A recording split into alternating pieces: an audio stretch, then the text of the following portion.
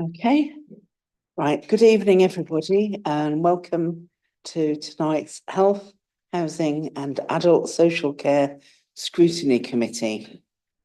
My name is Councillor Jane Burton. I'm chair of the committee this evening. We've got quite a packed agenda. We've got lots of people here to talk to us and public participation. So I shall crack on as best I can. So first item on the agenda, apologies for absence. We have apologies from Councillor Pavlovic, but actually there was no item on housing anyway tonight. So I wasn't expecting him. So it's like very polite of him to let us know. Does anybody have any declaration of interest tonight? No? Okay, fine, thank you.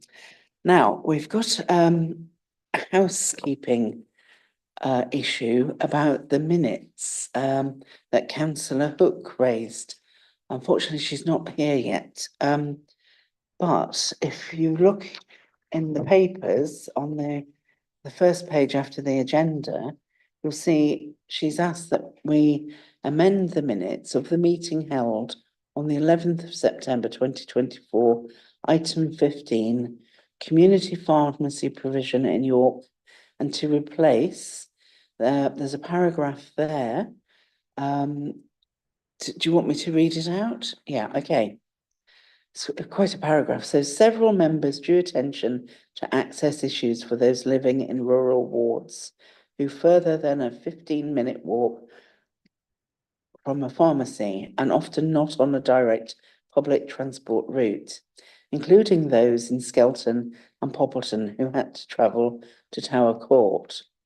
We'd like to replace that with several members drew attention to access issues for those living in rural wards who lived further than a 15-minute walk from a pharmacy and often not on a direct public transport route, including those in Skelton who had to travel to Tower Court. There is a Poppleton pharmacy.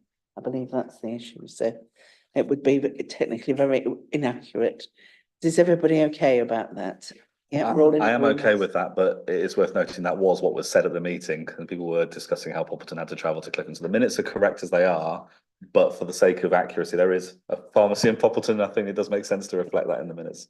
Yes, that's what we're saying. That's what I meant. There is a pharmacy. I'm just so making the point it doesn't make sense. At the meeting, it was said that Poppleton had to travel to Clifton, but that wasn't true. Okay. So I agree with the I think we've, yeah.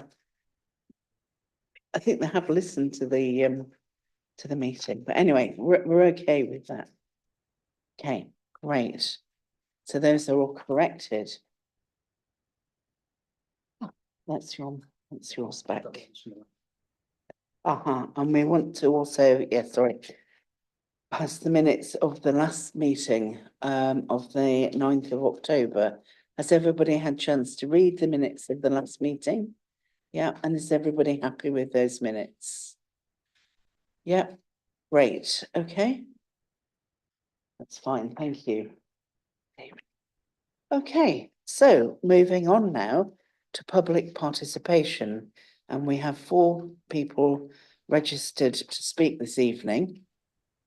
And I shall just remind people, some people are veteran speakers at our meetings and others not. So the way to do this is you have 3 minutes to speak, and you can have a 30-second warning as your time is coming up, or not, depending on what you prefer.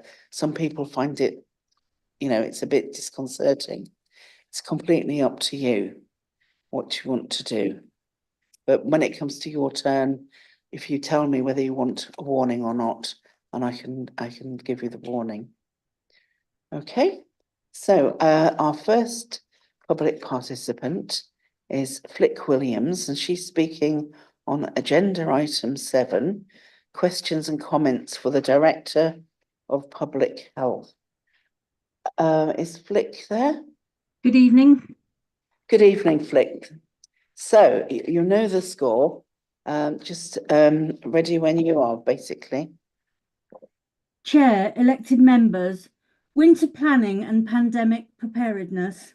This report from the Director of Public Health raises questions to which I hope you might glean some answers. I do recognise that this is simply following the government's narrative, which sadly so far is no different from that of the last, but it doesn't change the facts.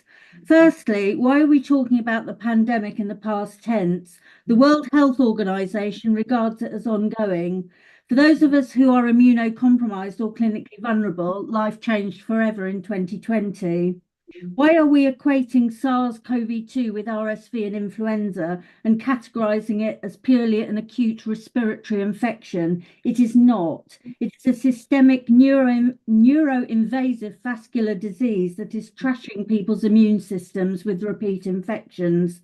There are now mountains of research papers that confirm it. Widespread denial and cognitive dissonance doesn't alter the facts. Evidence from across the world shows peaks in infection bear no relation to seasonality.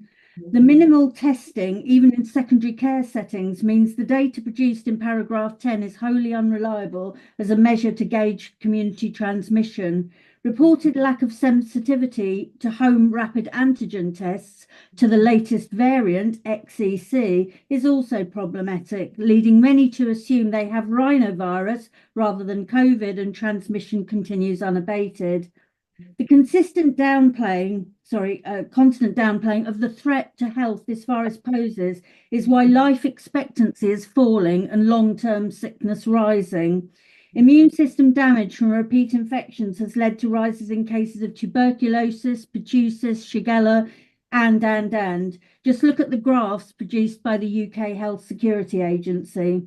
Because the fundamental problem is that we continue to put all our eggs in one basket, relying on vaccination alone to do the heavy lifting. As the figures here suggest, vaccine hesitancy, more accurately, vaccine refusal, only continues to grow, including amongst healthcare workers. This is entirely unsurprising, given all the information now becoming available. mRNA vaccines, if indeed they can be called vaccines as opposed to a drug therapy, are an increasingly distrusted technology, as evidenced by the significant number of us that are vaccine injured. Fundamentally, public trust in public health is at an all-time low. There is a meme circulating online of a gravestone on which is inscribed with an image of the caduceus and written beneath Public Health 1887 to 2021. So my question is, where is the plan B? Because plan A, business as usual, is not working. There is an ever-growing number of the population, including children and teenagers, with new significant health problems. As we enter year 6 of the COVID pandemic, I do recognise the hard work of the many across the city doing their very best to reduce health inequalities. But without a sterilising vaccine that prevents both infection and transmission, and still limited understanding of airborne risk, that task is depressingly a hopeless one. Thank you. Thank you, Flick, and your comments will be considered. Thank you very much for your contribution this evening. Right, okay, moving to our next speaker, Roger Tuckett, please. Hello, Mr. Tuckett. If you'd like to sit there. Also, could you press the button on the when you're speaking so that it's picked up for the webcast? That's great. Would you like me to give you a warning? Yes. Right, I'll just reset this. Okay. And you're speaking on agenda item 6, general support to the documents and the approach with critical friend comments on some of its details. That's right. So thank you, Chairman. Thank you, members. I'd like to speak briefly. I'm summarising a slightly longer thing, which I'm reading out bits from, but I'll try my hardest to keep to 3 minutes.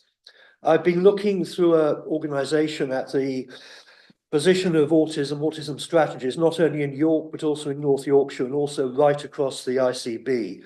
And there's almost 3 strategies happening in parallel, and that is part of the issue and problem. I'm keeping in close touch with what's happening on the ground, but I'm trying to get an overview look and contribute as best I can to provide better services for autistic people. I was diagnosed myself 3.5 years ago. It's fundamentally changed my life, and I've realised just how much it has, and I'm putting my own self back together again, and I want to put society back together again in its broadest sense. The approach, I think, of the paper is excellent. It's a fresh approach. It's a new one. It's preceded by, rather the health needs assessment precedes the strategy rather than follows it. There's strong and early public engagement, partnership working, open and transparent, flexible, ongoing and interactive. I wish I could say the same about North Yorkshire and the ICB. But the worrying thing is that there's no budget apparently allocated for this, and I hope there can be some discussion on that. It is the point that there's an expectation that the ICB is going to come up with a lot of this, but there seems a reluctance on them to discuss that openly and discuss it. A broad system-wide approach is needed, involvement and engagement with the ICB at all levels. I'm curious there's no mention of the Health and Wellbeing Board, which sometimes has involvement in this. And in fact, I think scrutiny committees actually oversee and scrutinise health and wellbeing boards, which is not what I immediately naturally expected. I think there is a question that is York a bit too small to go this alone? I think there's opportunities for greater collaboration, task sharing, not only with North Yorkshire, but the ICB. I think there's opportunities for York to lead in terms of creative thinking, but it's the resource issue, and I just wonder whether the wonderful ideas will founder because of just the scale of the topic and what needs to be done. I think this is the fundamental thing of getting good outcomes at the end, of whether the players will actually work together. I think there's recognition it's not a one-off exercise, but an evolutionary process over 2 to 3 years. You've got 30 seconds. Thank you. I would hate to think we all go home in 6 months' time and just see what happens in the next 5 years. I'd hope that this is something that will be ongoingly reviewed over the next 2 to 3 years. There's one or two things missing. I think the importance of monitoring and measuring outcomes is really important. And secondly, the improvement of accountability and scrutiny. Local authorities are rather better at accountability and scrutiny and openness than other parts of the system. I won't say any more than that. Okay, thank you very much. Thank you. The 3 minutes are up. Thanks very much. That will all be taken into consideration when we come to that part of the agenda. Thank you. So the next speaker is Hazel Kerrison.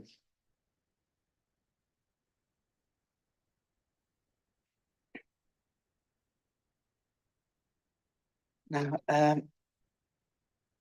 hello, Hazel. Do you want me to remind you?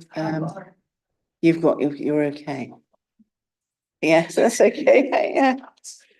Okay, so just and you're going to be speaking on agenda item 6, the terminology used throughout, including the contradictory discussion of neurodiversity and medical models of autism. I did not write that.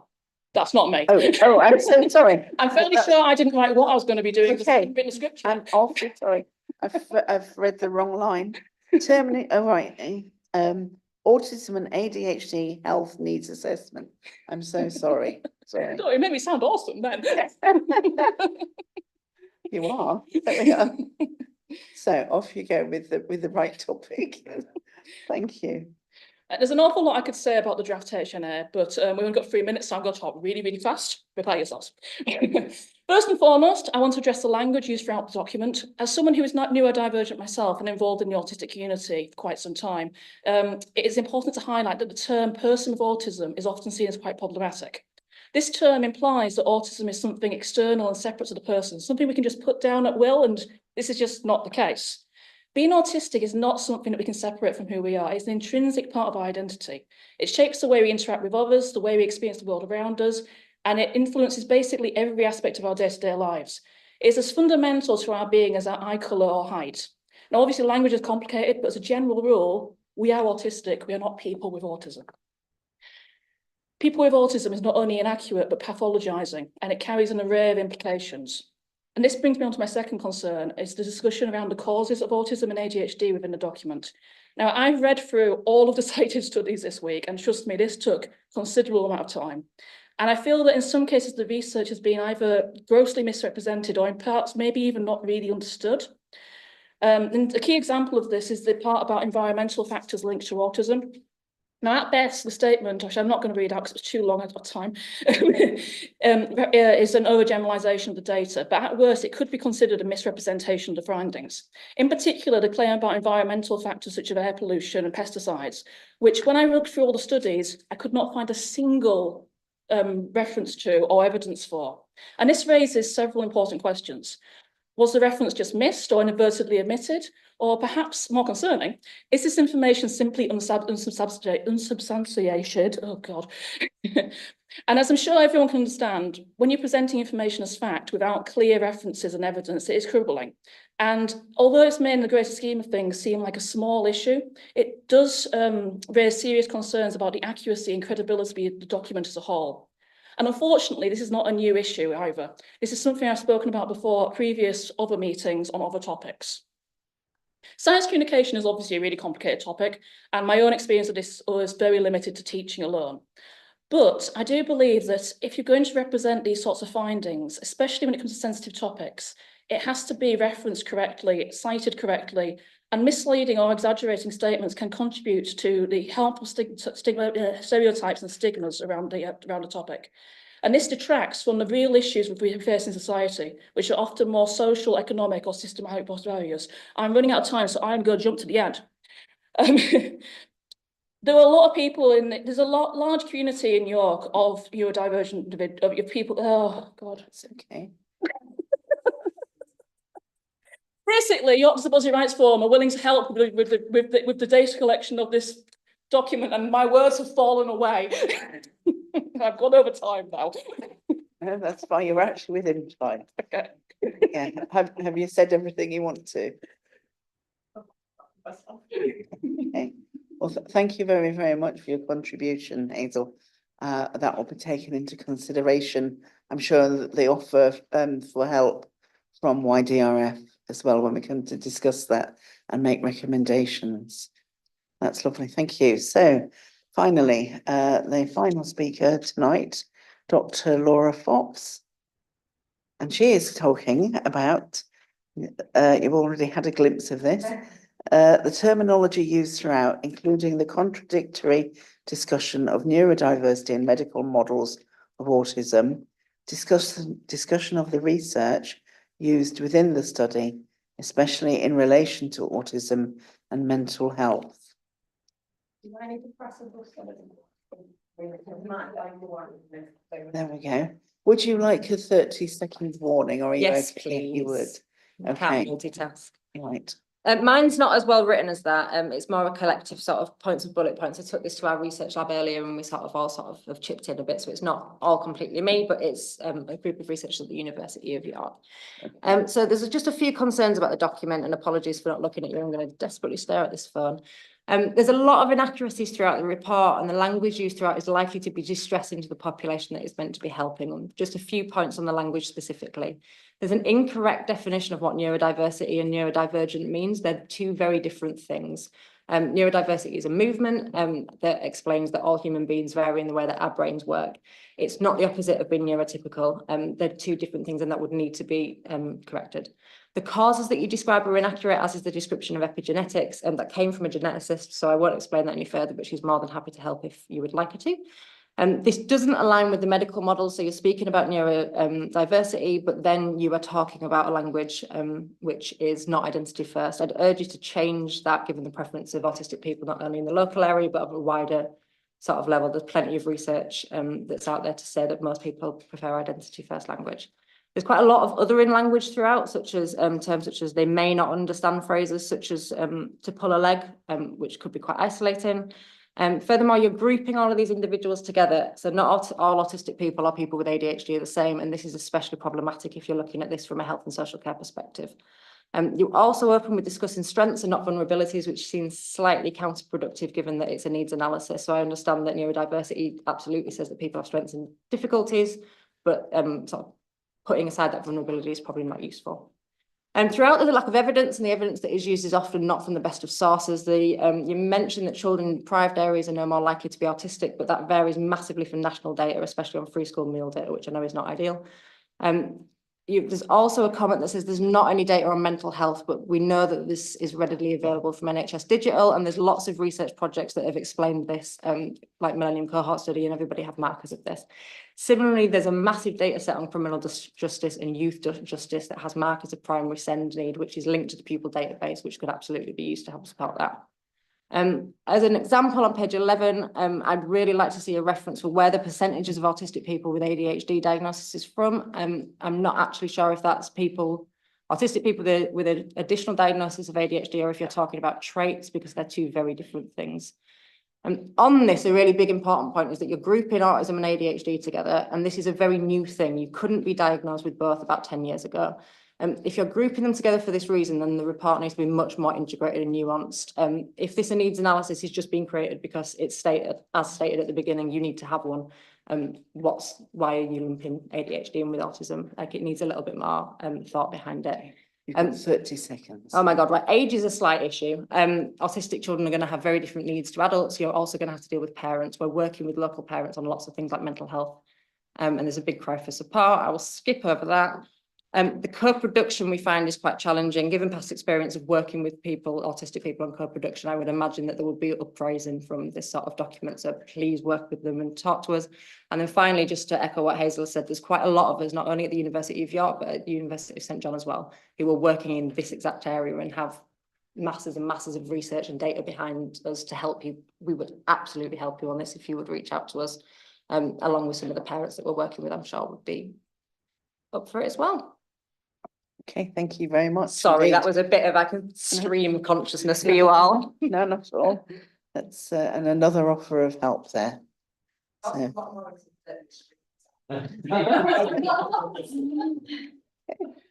Oh.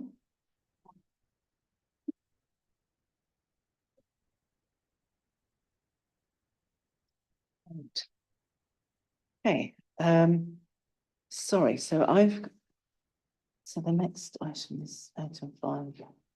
Okay, and that's different to how it was on my, Sorry, I'm getting a bit confused myself now with the agenda.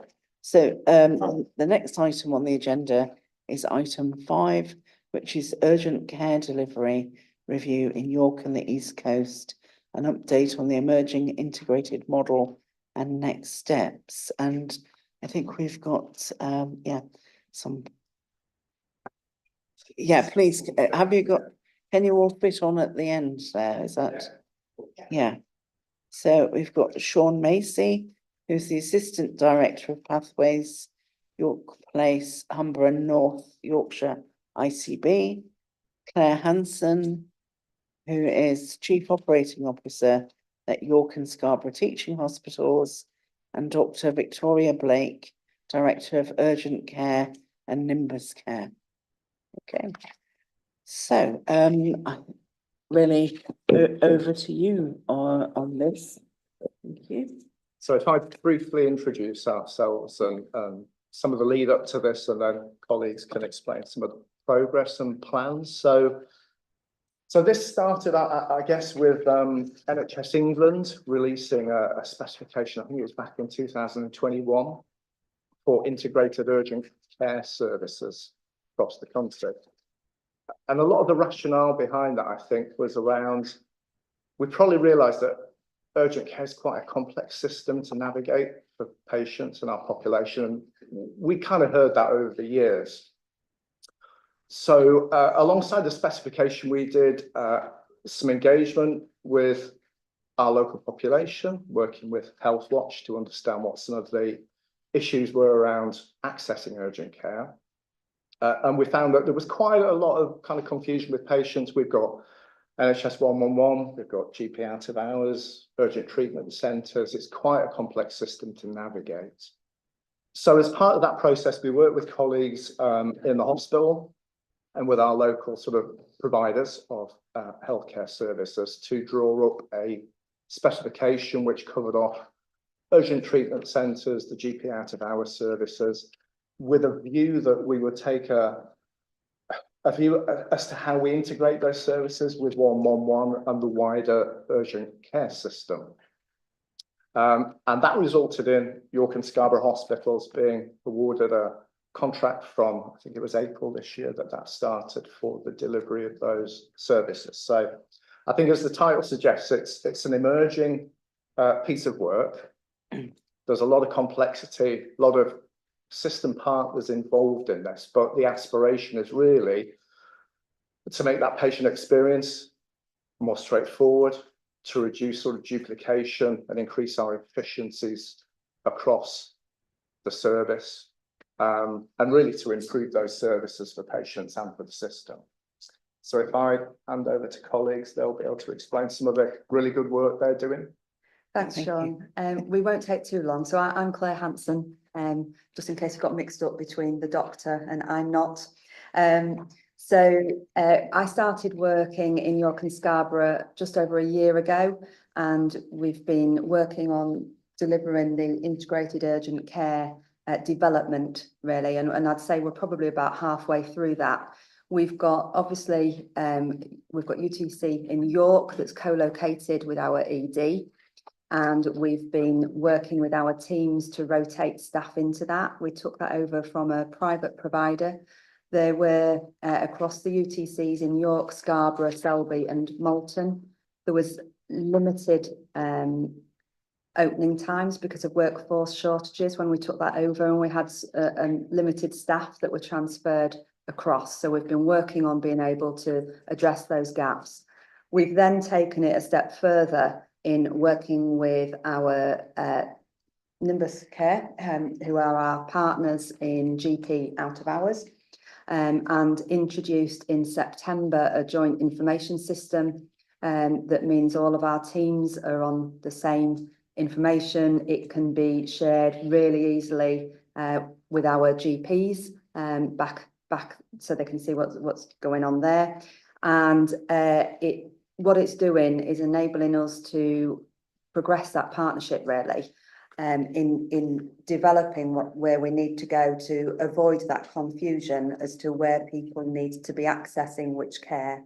And it's bringing together our secondary care clinicians and our primary care clinicians to work together in being able to look at the holistic approach as to why people are accessing urgent care and how that can be prevented in the future for some of those chronic illnesses. I don't know if you want to say anything more, Tori. Yeah. Hi everyone, I'm Tori Blake, I'm a GP and I'm Director of Urgent Care for Nimbus Care. Nimbus Care is a not-for-profit NHS organisation and it's led by GPs. And we've been delivering the GP out of hours service now since April in a subcontracted arrangement from the Trust. And that's really important because for the first time in a generation, GPs are now leading in-hours urgent care and out-of-hours urgent care. And that means that we're joining things up 24/7, and that's making a real difference. We've seen a lot of success in the last 6 months. So a year ago, there was a private provider delivering the out-of-hours service, and there were a lot of gaps on the rota. About 50% of the shifts were covered. And I can tell you that since the 2nd of April, we've had nearly 100% of the shifts covered. That's a real change. And I hope that you and your friends and family are experiencing the difference, because now when you phone 111, you don't have to wait hours and hours for a call back, because you're getting a call back very quickly. We're clearing our call queue sometimes at mid-afternoon on a Saturday, which is hugely different to last year when there were hundreds of calls on the screen, sometimes patients waiting more than 12 hours for a call back.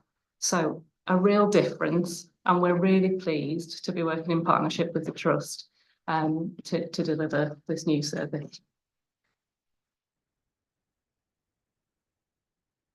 Any questions? That's great, thank you. Yeah, so Councillor Myers.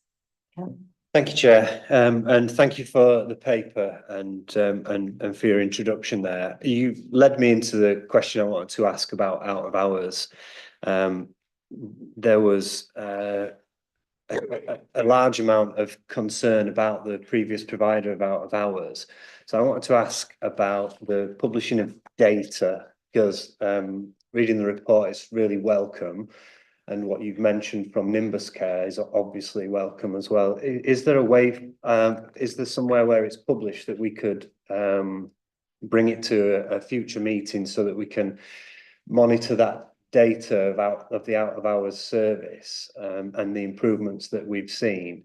So that's one request. And then the second question really to the trust is, how do we get to the point where we have to commission out of hours services to a private provider? If, you know, I know budgets come into it, but we've obviously, that contract ran for 2 or 3 years with that previous company. And, you know, from my perspective, I welcome a not-for-profit local GP-led service coming in. So I just want to understand that commissioning process really, and really how long this current contract will last, and what happens towards its end. Do you want to pick up the first point, sorry? The first point, so we have created a dashboard of our data set. So some of the data that we look at each month is provided in the report for you there. And we'd be very happy to share any of that information with you. But we'd need a vehicle for that. But absolutely we'd be happy to share that. Yeah. Yeah, that's not a nationally reported data set which is fed through from NHS England, but there's no reason why we couldn't share some of that locally if it was of interest to people. And I think from what we've seen so far, we're making some real progress in terms of performance, especially those sort of shift fill rates. Yeah. And in terms of the commissioning angle on this, I think the simple answer is that we have to abide by the kind of national procurement regulations with all of the services that we commission at the NHS. Now, at the point at which the previous provider was awarded the contract, I think that was through a procurement process. What we're trying to do now locally is really drive that sort of integration piece and the partnership working piece. So as you say, we're all very much advocates of the approach to engaging local partners to work in collaboration because they've got those relationships and connections locally. We still have to go be aware of the procurement regulations, but certainly I think we've definitely got an approach which is much more around partnership working locally. And wherever we can do that, we will try and engage our local partners to deliver services. If I can just add, the real benefits of us working together in partnership with Nimbus Care is that it's local GPs and they understand our local system, they understand our patients' needs, and the primary care clinicians and the secondary care clinicians look at things sometimes very differently in terms of an approach, and working together they're able to sort of learn to look through something from a different lens, and the risk appetite of secondary care clinicians when they're seeing somebody presenting ED is sometimes to medicalise that, whereas from a GP point of view, it might be that they don't need to be in ED, they can be addressed here and then through the community. And that's going to be an evolving improvement as we go forward.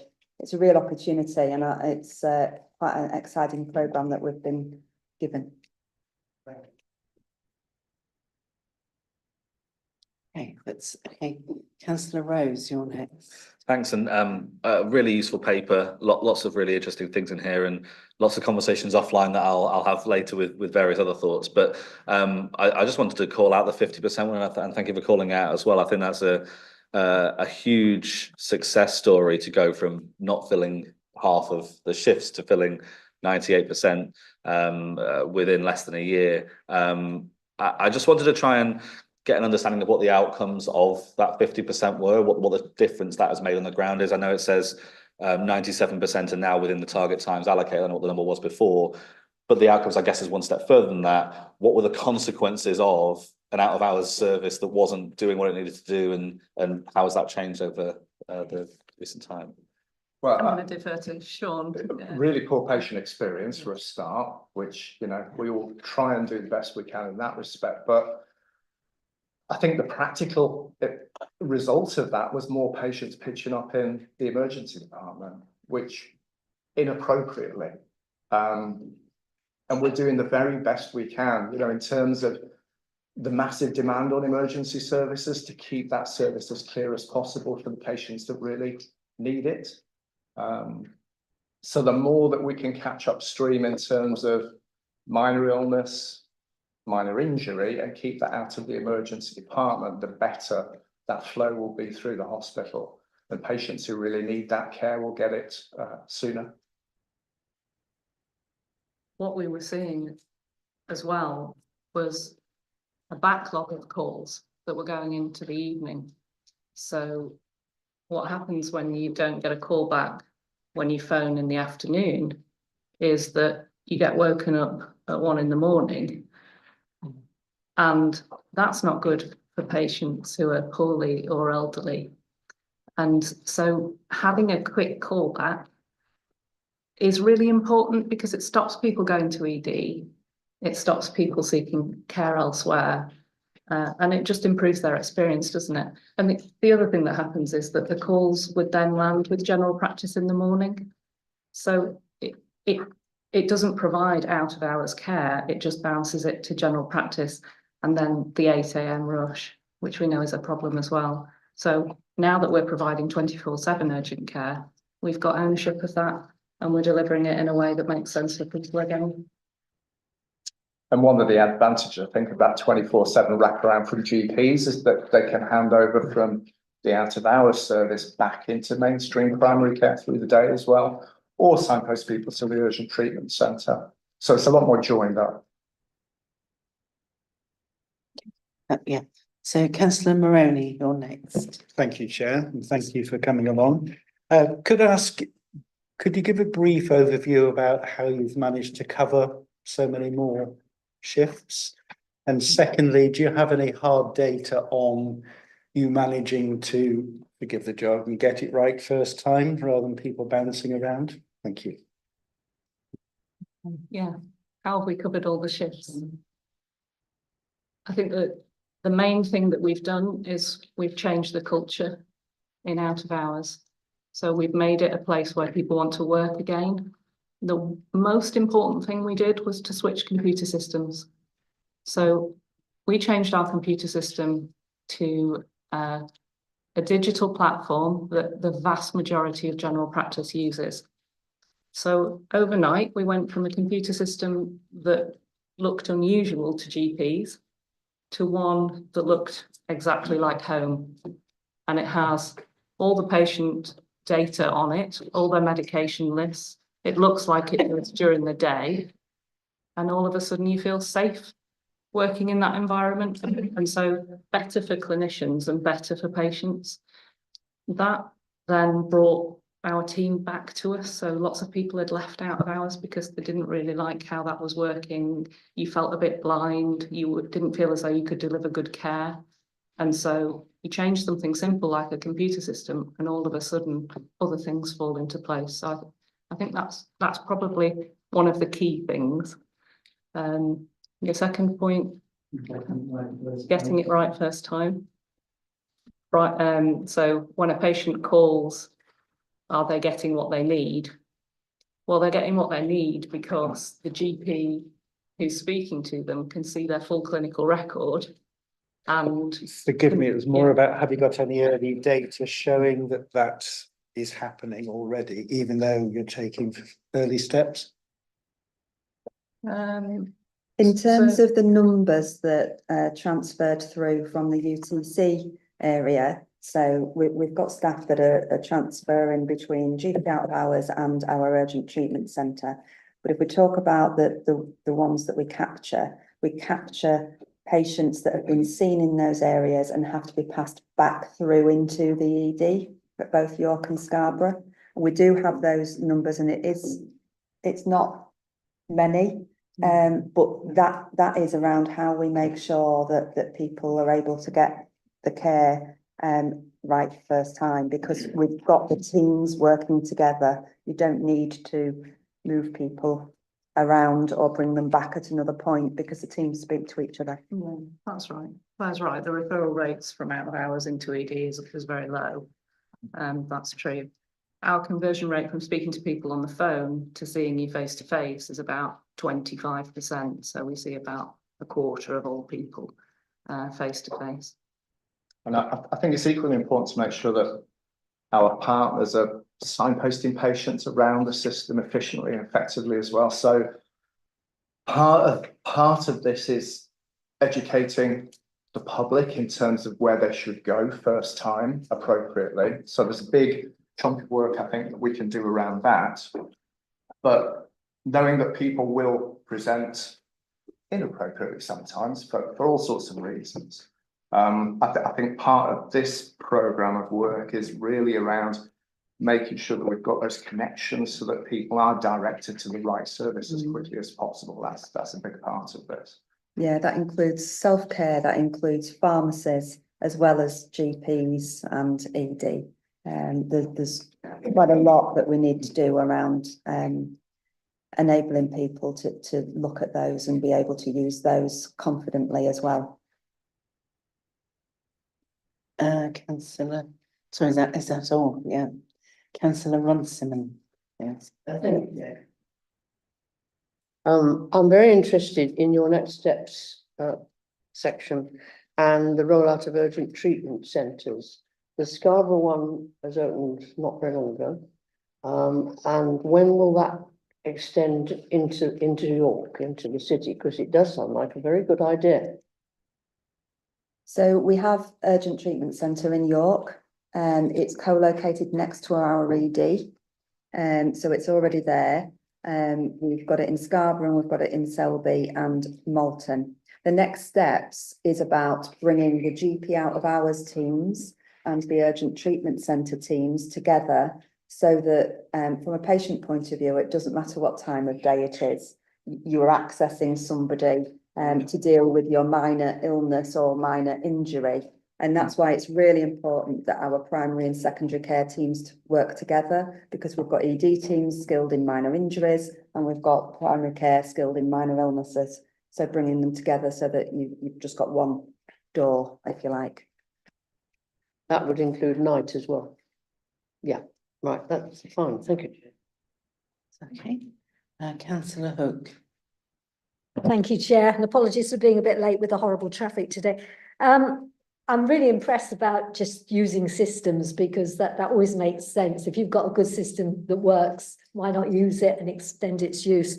And thinking of that, the other day I was trying to make an appointment on the clinic system for someone, and I was getting all the messages up, it's going to close in 10 minutes, be quick, you know, I got it submitted. But it would be nice if that also connected, if there was a way of connecting that to the out of hours system, so that there wasn't that cut off that if you don't make it for 6 o'clock, you're not going to get a call till the next day, but it would feed through. So that's a brilliant idea. Do you want to come and join our team? We'd love to join up daytime general practice and out of hours, so that the experience that you have is the same no matter what time of day it is. You're right, that's one of our next steps. So that's possible, or might be possible, you're investigating. Exactly.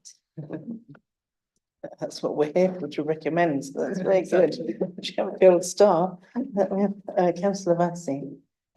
Thank you, Chair. I was also reading section 6 and next steps with interest. And I note all the good comments that have been made so far. I was wondering what is being done in the context of improving support for heart failure patients to give paramedics more tools to do their work and thereby avoid people going into A&E. To contextualize it, I had a situation with my dad having problems at the beginning of this year. On several occasions, ambulances and paramedics came to the house to see him. And every time they had to take him to A&E to have things like blood tests, when they were quite clear to me that if they had the equipment, they could just do the blood test there and then in a person's home. And I was wondering if there's a role in what you're doing with that going forwards to reduce the number of people who end up going and having 4-hour waits in hospital. I couldn't agree with you more. Treating people in their own home for these sorts of things is really important to us. And we already do this type of work, but we need to be better at it. And we're starting a new service in a couple of weeks, which will help coordinate this type of care. So we're starting a partnership with the Yorkshire Ambulance Service. It's going to be part of integrated urgent care, and we'll be co-locating paramedics next to GPs, and we'll be speaking to just these types of patients so that we can speak to the paramedics, give them the support over the phone, and if needed, send somebody out to do those blood tests, send someone out to give some medication, and even to check in on them the next day. So we really want to keep people out of hospital who don't need to be there. And that will help the emergency department, it will help our secondary care colleagues, and it will help our patients as well. So as well as sort of the primary, secondary benefits that we've just talked about, it's also joining up our ambulance service, it's joining up our community teams, and it's joining up our specialist consultants who run virtual wards, all being coordinated through a single point of access, if you like, for paramedics in that example to be able to ring and get advice. Thank you. Just to respond, that's really good to hear. I was certainly acutely aware of the challenges faced, particularly for the paramedics and the ambulance crews, having to stay with the patient for hours on end, being unable to do anything else because of that lack of coordination. So I'm very pleased to hear that progress is being made. It's probably worth just touching on the statistics that we've had from the early pilots, because I think we'd avoided something like 50% of ambulance call outs in the first place with advice and guidance, and then a substantial amount of conveyances once a crew had attended in a person's home. So we ran a pilot last winter. We spoke to over 300 patients and managed to prevent half of all of the ambulances going out. So we know this works. We're going to do it again. We've got some direct funding to do it until the end of March, and I think we're going to see some good results. That's great. I'm really pleased to hear it. Yeah. Councillor Steele-Warshaw. It was just to add on from what you said. I think it was one of the projects that showed its worth within, like, the pilot was for how long? It was for 10 weeks. Yeah, and I think within about 2 weeks, this project had absolutely shown its worth. It not just at reducing, time spent in hospital and things, but it's reducing people having to go into hospital in the first place, keeping them at home, keeping them so much better. So it's really, really positive, and it's a brilliant example of all services working together. Can I just ask something really quickly as well? Just on top of that, we were talking about educating the public as to where they should go in the systems and who should use what systems. Is there any future, and I have seen them in the past, they might still be out there advertising of what is most appropriate for people to go to? we tend to do it every winter. Okay, that's probably From the ICB, CCGs was, the campaign was called Choose Well. And we did a significant amount of patient public comms in terms of where you should go for typical presentation. So I think we'll be doing that again this year. But any support we can have from local authority in terms of doing that, much appreciated. We can do a joined up approach on that. Yeah, thank you. Is that something our web team here at CIYC could do with their announcements on Facebook and things like that? Yeah, absolutely. We can look into it and look into sharing. And we can share those, our media. Yeah. For doing that. Yeah, and all councillors, I'm sure, could share. And we do it, and I think it's just about sharing it, making sure everyone's sharing it around and getting the word out there. And similarly, we try and get that stuff on GP websites as much as we can so that people can, it is visible on social media as well. So Councillor Vassy again. In response to that, I'm just thinking it's worth making sure that we're able to reach the entire city, because we've rehearsed a few times the fact that there are particularly rural wards that don't have local area coordinators. So making sure that people are aware of these things in those kind of places, I think, is doubly important at the moment. They're absent from that network. Yeah. Okay, I think that's quite a lot of questions. It's really good to have a good news story coming to us. It's rather welcome in this day and age. I noticed you said the funding was until March. So what, again, that was the question of procurement. Will it go on from March, or is that is a question of procurement? That is a question. I would hope so. I think one of the things we'll see from this 20-week session now is that we'll gather a lot more data around the impact. And I think certainly from my perspective, if we can take that data into the ICB, prove how effective it is and how it supports the wider system, I hope that would inform a decision to continue with this all year round. It should be. Yeah. And if our support helps you in any way, I'm sure that we would be unanimous here in offering our support to you from this committee, because it really is, it's just great. I know myself, having waited hours and hours for callbacks, and you can be asleep in the middle of the night, and it's really alarming. Yeah, and then you have to go to A&E sometimes because you just can't wait any longer, and you feel so cut off in a way that you just didn't in the old days, when you could, your GP would just pop round after dinner and check everything out, or even at night. Oh, yes, good old days. So, well, one suggestion I would like to make is that hopefully you could come back and let us know how things are going on. If that's something that you would like to do. I don't know what timescale that would be. Sorry? Yeah. But yeah, so it would be so good to hear again in a few months, 6 months or so. And we very much hope that you will carry on and things will continue to get better, and the integrated system with the A&E or E&D, is it now? Emergency department. ED. Yeah, E&D. Yeah. Right, I'll still call okay. it A&E. Yeah, ED. Yeah. Sorry, Councillor Vassy. Chair, we don't usually hold votes on things like that, but given the strong unanimity, I think, around this table of support for what we've heard, this might be one of those occasions where we did hold a vote. Yes. And then hopefully you can use that as part of your dealing with the ICB. Okay. So those in favour of recommending that this is an excellent service. So we'll be voting now. We were suggesting what I say. Voting, okay. Yeah.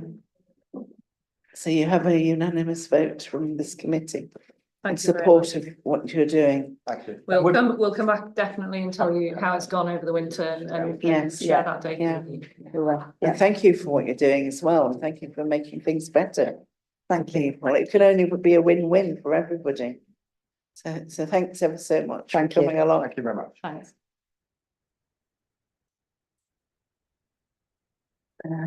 Six, we're in bingo.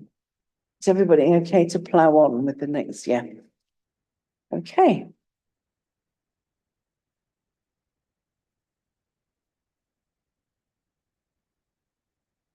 So, thank you all very much. So now joining us for the next item on the agenda, which is item 6, update on York Autism and ADHD health needs, assessment and progress towards a York Autism and ADHD strategy. We have, Peter Roderick, who's Director of Public Health, and Jennifer Irvin, who is Public Health Specialist Practitioner Advanced. So, welcome to you both, and thank you for your report. So, you're looking also for recommendations, I believe. Just listening to the right bit of my papers. So if you'd like to present to the committee? Of course, yeah. Thank you, Chair, and good evening, everyone. It's nice to see everyone. I'm going to run through the report and through the health needs assessment a little bit. Jen's going to talk specifically about that. Before we do, Chair, if I may, just to thank all our public speakers for coming and speaking, particularly on this item, those contributions. I just want to acknowledge all of the points. Forgive me if there's some bits that we don't pick up, but we will try our very best to either pick things up that have been raised in our comments this evening and our responses, but also, I know at least two of the three speakers definitely have my email, and all three are welcome to my email and to Jen's email, and to have that as an ongoing conversation as part of this piece of work. And in particular, there are things that we can definitely pick up right away as a result of this. And what you're getting with the health needs assessment is very much the type of scrutiny paper, which is about asking members, and I guess the public as well as the sitting public, to have really early input into a piece of work so that we can get it right, so we can iterate it and take it through a process and a journey. So I'd ask you to please read both the paper and the health needs assessment in that light, that this is very much getting your views and input, really hoping for lots this evening to help us take this along the right path. I think that obviously is not just about this evening's meeting, but it is about the public health team's work to do that well with people in York who are autistic, people who have ADHD, people who would describe themselves as neurodivergent. I think that is very much incumbent upon us to do that, and we absolutely give that commitment that we'll do that as part of this work, because this is a very important topic, and it's a topic that you have to absolutely do with the community at large and can't be written in an ivory tower. So that's the commitment as part of this. We'd also see that there are bits within the HNA which us as a team, we've obviously got the language wrong. So I actually just want to apologise directly about that, and we will just correct that and we'll get the language right. So just to say that, because I think it's important, language really matters, particularly matters within a topic like this. So where we've got that wrong, we'll just Control or Delete, and we will put in the right phrases that really respect what people would you know, like to use to describe themselves. The health needs assessment is the first two stages within this, and Roger has described very much those two stages that we're trying to do the right way round, which are to understand what the picture is of health need, and then write a strategy as a city that is based on a good understanding of that. We won't get it perfect, and you know, you've heard me talk before at this board about the fact that, you know, public health is often quite constrained by the resources we have to do the types of jobs that larger, better funded local authorities might be able to do in terms of particularly that health needs assessment. But we do want to get this as right as we can, and it's great to have had a couple of speakers, in fact all three speakers this evening, talk about their willingness to help us on that, and to be part of that, and to give us, in that sense, their views and their expertise, and we will be definitely taking that up. The two parts then of a needs assessment and a strategy. The statutory duty is on us to have an autism strategy, and that's what's in the legislation. However, I think for a number of years in York, we've talked about having a strategy which covers autism and ADHD too, and is all age across children and adults, particularly reflecting the fact that obviously children live in families containing adults, children become adults. There are, you know, very much a transition year where children can sometimes be in children's service for one thing and an adult service for another because of the transition. So actually it makes no sense to divide them, even though we do obviously have to reflect some differences. So that's my intro. I will talk about the strategy and the process by which we'll do the strategy, but I wonder if I could bring Jen in to talk about the health needs assessment as part of that. Yeah, thank you. And I absolutely echo, thank you speakers for taking time out of their evenings to come here and share their views with us. I've already been in email communication with Roger off the back of his comments, and I've just shared my email with the other two speakers, sort of sat there on a piece of paper I've ripped out of here, because there were so many ideas that went beyond those 3 minutes where I'm like, yes, absolutely. So really, as Peter said, the health needs assessment, this is a first full draft, a provisional document, a starting point. because it's sometimes easier to go with a starting point than a blank piece of paper into some of these discussions.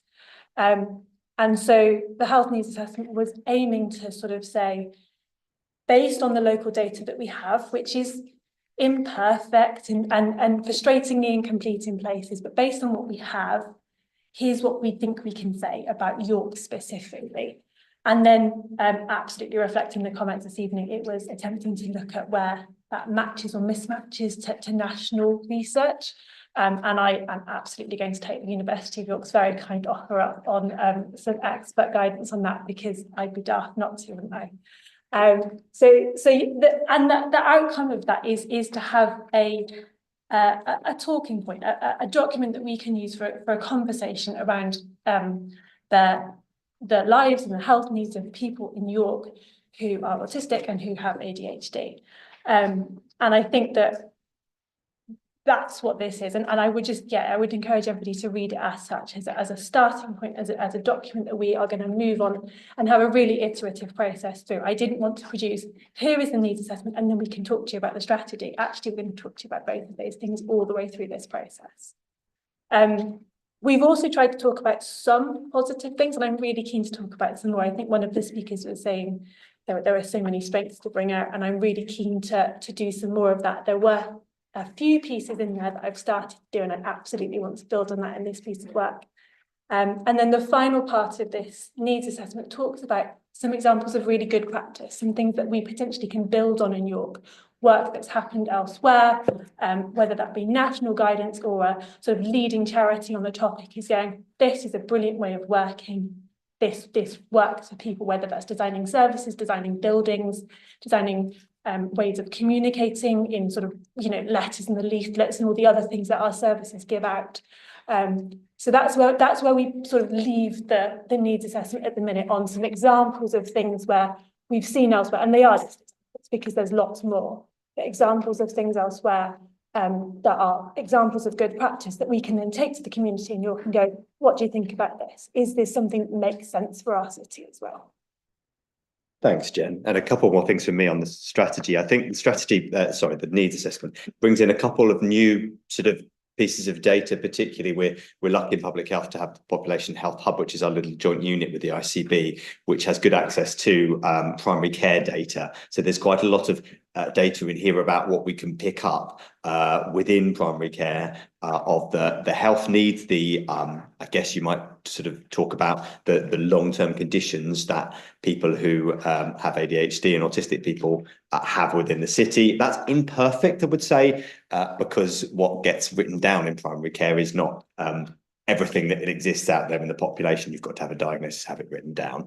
But I think that's quite useful. And some data that comes in both from CAMS and from adult services around the most recent assessment and diagnosis picture for York, which is still in a very concerning place in terms of waiting lists, is brought out in the report too. And as Jen said, I think some of the good practice work, we obviously need to get right, and some of the conversations with the universities and other partners will help us with that. But I think it's really important, because what we do find is that there is a lack of data, and often health needs assessments are built around strong data sets, and we have struggled here just because I think it's a symptom of that, but we haven't, as a society, thought about these issues enough that we haven't collected the data that might surround them. There are aspects of the needs assessment where we probably need to tighten up the language, because just to make really clear that often in public health we talk about people from a particular community having a higher rate of a thing. Community A has a higher rate of condition B, and the danger with doing so is that you get into the trap of correlation and causation, and actually is not the case. So when we might say that perhaps autistic people have higher rates of a particular condition, or it doesn't necessarily mean that we're drawing an association between those two things, but perhaps we've not made that abundantly clear. But I think that is important, because what it needs to say to services that help and support people are, you need to be aware that this may be more present. It may be that these groups are coming from more deprived areas, for instance. It may be that they have more of this particular condition you need to be aware of. So it is important to draw those out. After doing the health needs assessment, what we've done is describe on page, I'll just pick it out, I think it's page 13 of your pack. It's the page that's entitled Developing a Strategy, is to describe our approach to doing a strategy. As I said, it's a statutory duty upon both the council, but also the ICB to have that strategy in place. We have a lapsed strategy. It lapsed halfway through COVID and hasn't been written until this point. So I've been in my role for sort of 6-9 months. I picked it up and wanted to move this forward. We are very much within the council taking a cross, you've got me this evening, but very much a cross approach from the Director of Public Health, the Director of Adult Social Care and the Director of Children's Services, and actually the Director of Housing Communities as well. I think this covers a lot of different areas within the council structure. And what we've said is that we'll take 3 phases. I guess our needs assessment was our pre-phase 1, and we're nearly there, but we've got some work to do to make it right. Phase 1 was about a conversation and a consultation phase. And having talked to a number of groups and met with a number of people in the room, what the feedback that we got was the typical way of writing a strategy of getting 70 people in a big room and lots of post-it notes actually wasn't the right thing to do for this particular group of people, and not the right thing to do with this type of strategy. There are actually quite a lot of existing forums, community groups, networks. And actually, part of this is about going to what's existing with quite a clear and simple set of questions and just saying, can we have this conversation? What would you want to put in a strategy? We'll capture it and we'll bring it back and we'll start the process of writing. So that's what we're doing at point 12. We're asking 3, I hope, are quite simple questions. The first is about building an enabling society when it comes to autism and ADHD. What needs to change in wider society to make York a better place to be autistic or have ADHD? So that really broad societal question. So it's not there about clinical stuff. It's not there about even social care stuff. It's about the way society is structured. The second one is about assessment and diagnosis. What can we do to improve the assessment and diagnosis journey for autism and ADHD? And I'm really mindful that that has been significantly challenged over the last couple of years. This paper is not covering the profiler and all of the conversations around the waiting list process and the pilot, but that will come into the strategy because it's a key part of this. I'm keen for the strategy to not only be about that, because I think that enabling society bit is important, as is the third bit around support and wellbeing. So if people feel it's right, and if they do get a diagnosis, or even if they suspect they are autistic but haven't yet got to that state, what does support look like? What should health and wellbeing support look like for those who are neurodiverse, whether with a diagnosis or not?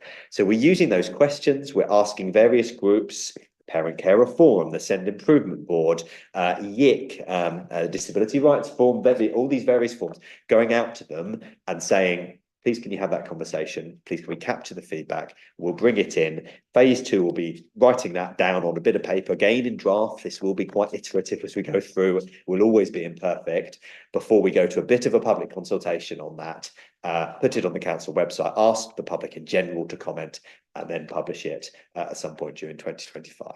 So sorry, that was a very long opening spiel, but I thought it was right to give you that level of detail before we start, Chair. So I'll hand back to you for comments and questions. Okay, so I have some questions from councillors first. So Councillor Rose. Thanks. I find it difficult to say what I'm going to say on at this meeting, because I have a huge amount of respect for the public health team and for the members of it and for the work that's been done.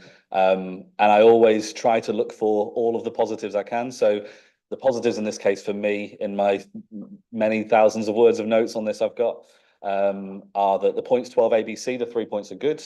I think it's very clear, lots of time has been put into this and lots of care has been put into it. Some of the what works guide is good, is kind of okay, is good, some not so much. And I'm afraid that's where my positives end. I completely understand, and you know, Roger's got a lot of experience and says there's a lot of other positives in here in terms of change of direction compared to the past, but I think that's more of a reflection on how bad things were in the past than how great this is. So I don't actually have any questions, but I do have a lot of thoughts which I will whistle through. That the first is that I just want to make a point that we do have reasonable adjustments for time limits in the Constitution. I would say that conversations around neurodiversity have a lot of speakers who might benefit from having a little bit more breathing room on time, and I think it's something we should take forward when we discuss this in the future, that if this is not the topic where we would want to ensure people are offered reasonable adjustments, I don't know what would be. Secondly, some points from what public participation said. Roger talked about the need to monitor and measure, which I think is really key. I think there's a lot of gaps in the report where we would like to have numbers that just aren't available. That's not a criticism of you guys. You know, you've called it out. But that ability to monitor and measure is key. My understanding is Laura's doing a research project involving how to co-create that data. So definitely some good joining up points in who we can work with on that. Definitely agree with all the points that Hazel made around phrases like person with autism, those discussions of causes. I think there's some wildly inappropriate stuff in here, particularly in the way it's phrased. And Peter, you said you were talking about the links, correlation, causation. There's some kind of implications in the way that things are raised and phrased, that if we're just saying this is something that we know is said in the press but it's wrong, there's a better way of phrasing a lot of that, if we want to mention it at all. But some of them are just outlandish claims we know are wrong. And the fact that YDRF are happy to help, they were always happy to help, and I find it quite surprising that we haven't had more co-production of this document. It's great that it talks about that co-production going forward. And again, Laura, an expert on co-production, can definitely help with bringing us all together and how to do that. But if we're not asking the community what their needs are, it seems strange to write a needs assessment without all of that fed through. I think there's some points that Laura made as well. The incorrect definition of neurodiversity was something I wanted to call out. There's a few things around that space that are a bit questionable, but I also wanted to call out the fact that we had a council motion that said it was going to be a neurodiversity strategy, and it's been watered into an autism and ADHD strategy here.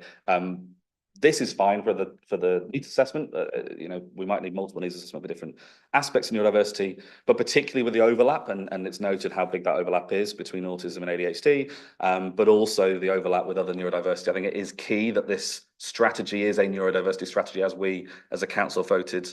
And then some of that othering language, some of the phrasing in there, I think is poor. Definitely more referencing to parental support would be beneficial. And, you know, I think there's a lot we can pull through from that. I think it's worth noting it's not just the paper, Peter, that there are people with autism was in the cover page. There are some other points in there of concern around the fact that it's been 3.5 years since we lapsed our legal obligations. We're at this point, we've now got another year or so to the end of the strategy, and we need to accelerate that. You know, we need to have that support in place and that strategy in place sooner than the times outlined here, appreciating the point of limited cost.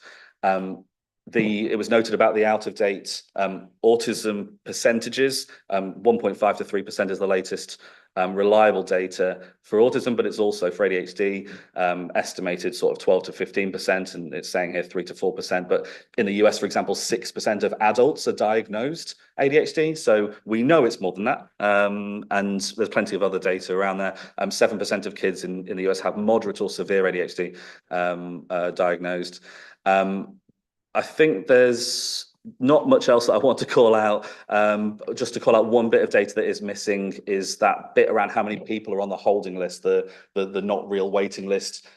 We've got how much time there is for those that are on the real waiting list, but how many people are being built up on this not getting any diagnosis, I think would be a good specific point of data. I've got a million other notes, but I'll take those all offline. But thank you for all the time you put into it. I do appreciate, you know, from what you've said here, you've heard the comments that have been made, and I know that we'll be, you know, pivoting and moving forward. But a part of me wants to suggest we kind of restart this process, but we do need to be getting on with getting the strategy built. So I don't really have a suggestion about how we do that, but yeah, thank you for all you put into it. Thank you, Councillor Rose. Councillor Runciman. I'm really pleased that Councillor Rose hasn't covered the points that I want to make, because I thought he might for one awful moment. I think this is a very good start, and I congratulate you and Jen for doing it. And I'll just choose a few of the points that I've marked on my copy. Page 25, you will know, I'm sure, Peter, that I've been very worried about online tools. And the online tool for diagnosis, this was really a disaster where people disappeared into the blue. And I'm also concerned about people who don't have access to an online tool. And I hope that that will be sorted out, because the waits are still long and too long. And I hope that there'll be some way of making sure that people don't think that because they've done the online tool, that's it. They're not going to get anything else, and they've got a diagnosis. The other thing I want to say, and I used to say this about the dementia strategy, I hope that particularly with children, there will be support going in before they get a diagnosis. Labeling a child to say, well, you've got to wait till you get that label or we won't help you. No, that's putting it to the extreme, but that is a worry, particularly with children who may be quite difficult to diagnose. I would like the help to be there. It may be ramped up when they get a diagnosis, but I wouldn't like them to think that they have to wait for a label. I'll just follow the Councillor Rose method. The next one is about autism and LD. We seem to have a lower prevalence, and I'm not sure that's true. Whether it is or not, I don't know, but it does say about an underdiagnosis, page 35. And I hope that you'll look at that again in the process of bringing this forward, which I'm going to ask that they will at a later date, because that's rather worrying. And then page 49, the ADHD and mental health. Once you get these mixtures of things, it then gets very difficult. And in the past, we've had the problem where diagnosis will concentrate on one of the conditions and not the other. But that paragraph on that page about ADHD and mental health conditions, whether they are treated, some mental health conditions you can't treat, some you can, but some you can't. I would hope that that will be looked at very, very carefully. And of course, the one underneath it, drugs and alcohol, which I'm quite sure Councillor Steels-Woolshaw could tell us quite a lot about, is concerning. And I don't know what page it's on, but I remember reading it, the secure estate. Having visited the secure estate in my role as a JP, I am quite certain that the incidence in the secure estate, particularly the YOIs, is probably quite high. And we don't have that data, do we? Maybe they don't collect it, I don't know, but that is a concern. I've often thought when visiting the secure estate, some of those people, like somebody else has said recently, didn't need to be there. They had a condition that needed looking at very carefully, and the criminal intent came with that condition, and the result was they were locked up. I think I'll stop there. I can't say quite as much as you, Jason, but I'll work on it. Thank you. That's very, very good. Thank you, Councillor Wiseman. Do you want to come back on that? Or?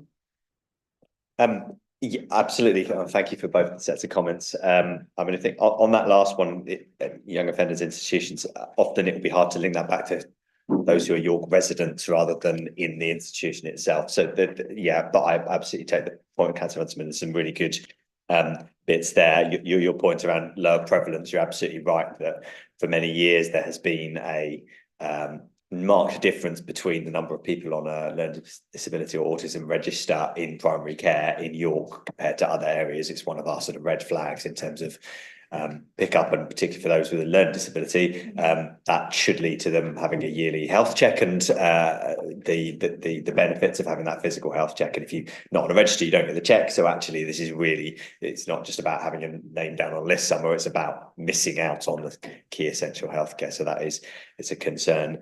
I think some of Councillor Rose's points are really helpful, and in line with the fact that obviously we need to receive quite a bit of feedback on some of the language. I think some of the evidence that we've included here, this is probably a good sign to us that there needs to be a little bit of caution about what's put in. I think it still needs, as a health needs assessment, to be able to speak to the literature and what it might say, but we have to be absolutely 100%.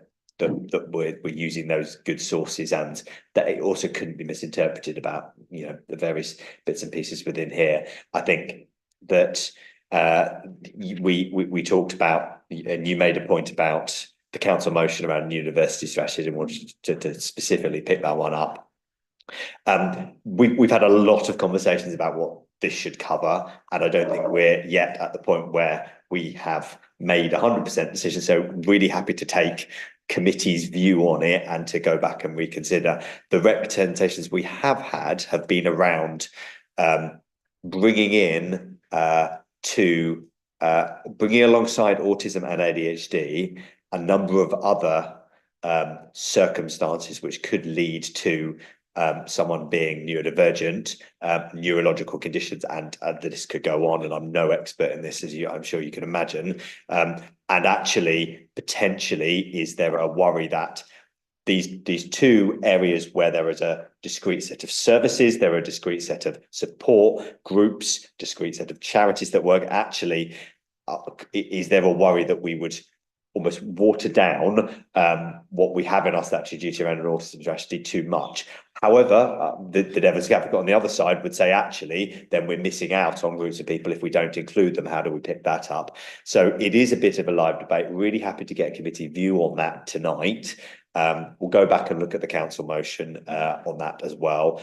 I would also say that, just to remind people, that this is a statutory duty on the council and on the ICB, and the ICB's way of dealing with it, for right or wrong, is to operate a lot of it through something that's called the Mental Health, Learning Disability and Autism Collaborative. So they bring those three things together. They don't say ADHD within that, for instance, and that's not even our ICB's choice. That is a national decision to call those programs using that title. So in some ways, we're trying to triangulate between a lot of different reasons to call the strategy a few different things, and we have to find the right sort of balance of all of those. But happy to pick that up further with Councillor Rose. Thank you. Okay, Councillor Steele Walshaws, you want to? Thank you. And thank you, Jen and Peter, for this. I just wanted to echo on something from what Councillor Runciman said about support before diagnosis, and just think that this fits in so well with I was looking at the conversation and consultation points, and this fits in so well with it regarding the enabling society and what needs to change within that, because I think within that there is so much about for the public, employers, school, everyone to operate in more positive and inclusive ways, and hopefully move towards, with all this, an understanding of people within the systems and about how people can be, how everyone is included within that. If I may respond on that, Chair, yeah, and it's a personal passion of mine that this strategy doesn't.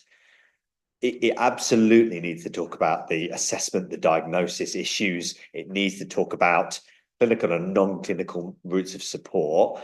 But I guess, as Director of Public Health, the population level changes that we need to make, the fact that as a society, we just don't adjust in the right way, and from business to education to employment to skills to labour to our welfare system, there's just numerous examples of often quite simple, small tweaks and changes that could be made. I think Councillor Rose has already raised one in terms of the meeting this evening, that actually we're not thoughtful enough within it. And I think that's a really important thing we need to pull out of the strategy. And as the council, probably challenge our city as well on that as well, challenge our businesses to think about, you know, the ways in which they recruit their staff, for instance. There's lots of ways in which I think we could use this strategy for that really positive societal change. Thank you. Councillor Myers next. Yeah, it's interesting you talking about the wider societal change, because I think it's really important, and a point that I'd make that's a concern in the national picture is the leader of the Conservative Party now, Kemi Badenoch, describing autistic people as receiving better treatment and economic privileges and protections, and that's something I don't recognise, and I know a lot of others won't either. So it is important to me that we get this right, and I do have a high level of assurance that you're doing good work on this, and that the City of York can produce a progressive strategy. So that'd be me saying I welcome the approach so far. Your answers at committee tonight to include other people in the further development of this is really important. Of course, you've outlined why, and I'd ask you to you've mentioned a number of stakeholders, and I think we've got some really good charities and organisations working in this area in York, and you can develop that strategy with them as you've outlined. But I'd ask you to try as ever to reach those that are always harder to reach. You know, there's parents, communities that are just snowed under and won't be willing to share their experience through just mistrust, already been failed, etc. They're harder to reach, and so a way to try to get their input as well for me is really important, because that will aid the delivery of improvements. I think reaching out to St John's and also the University of York is something I'm sure you'll pick up, but I think that offer should be really welcome. And I think my major concern, as I've said, I think we can put together a real progressive strategy. The concern is the delivery, the budget, the monitoring of outcomes, etc. And I know that's going to come later, but I'll throw that one out there now. I've got a couple of questions just to drop into, and that'd be to ask where education is in this health needs assessment part of the process, because you've touched on it slightly with SEND and educational health and care plans. Would some of that data that our current performance, such as on EHCPs and the timeliness of their turnaround, the amount of tribunals that parents have to go through, etc., does that feed into this needs assessment? Because it would be part of the strategy, of course. So I'm just trying to work out where education sits at this stage, because there's a lot of queries around that aspect of the strategy. I'll come back after your answer, if that's okay, Chair. Yeah, sure. Yeah, thank you. Firstly, for your point about engaging with people who aren't involved in the groups and the forums and the things. It's a perpetual challenge, and I think a very good one for us to take away from tonight. So specifically the piece about education, yes, is the short answer. There probably isn't as much in here as they could be right now.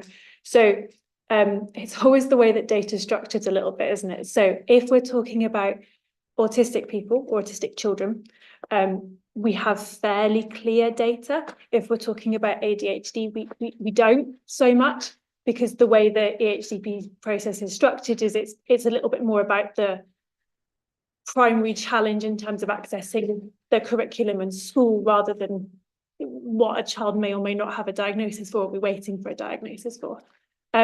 We did do a SEND needs assessment back earlier in the year, so we have pretty good access to the information that is available, and we'll do we will put in sort of an explanation of where things aren't there and kind of why that is, so that someone coming at it fresh and asking that exact question will at least have an answer to why there is a local data gap. And we can of course draw on the sort of national sets where they are there available, because it's a really valid point. And then going forward, yes, education is squarely around the table. It's one of our early stakeholders for those conversations that we've picked up, and going to the SEND Partnership Board and going to York Inspirational Kids and going to all of those other forums where they're already involved, because it makes sense to continue the conversations and kind of And this is a conversation about what it's like to live in York, not exclusively about accessing education, but yeah, absolutely, it'll be squarely part of this. Thank you, sure. Yeah, thank you for that. I think rather than just chug through a lot of items, I will definitely make a request to just meet you. And I think that's the best way for me to go through some of the things that I think I'd like to understand better as we're developing this. But for the purpose of the meeting, definitely ask about education healthcare plans, you know, the council's performance, and ask you to look at that.